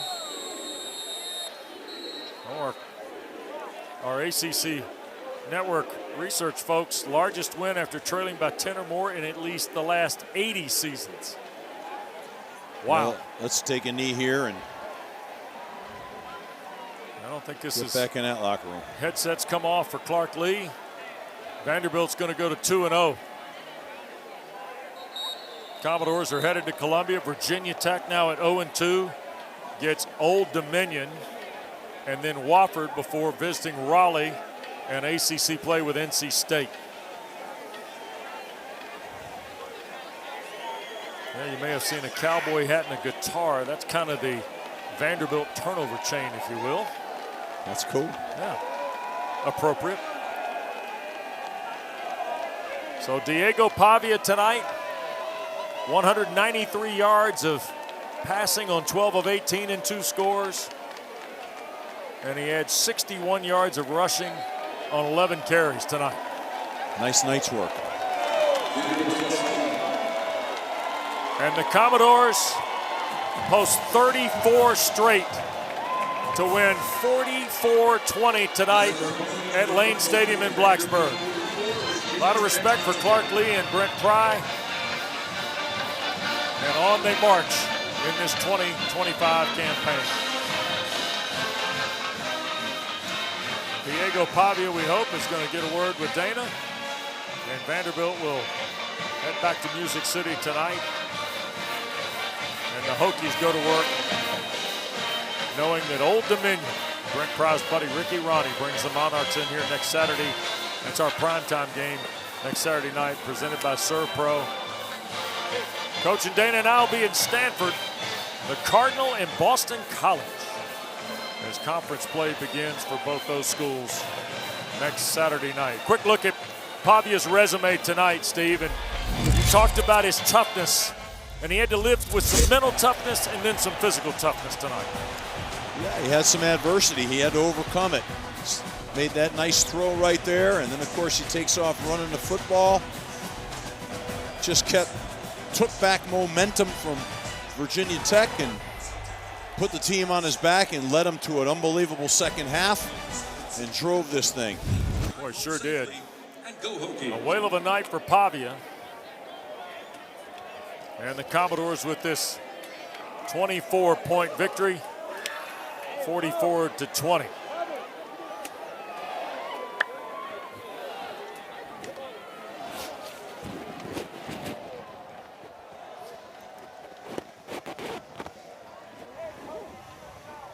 So Vanderbilt is a winner, 44-20, the final tonight at Lane Stadium.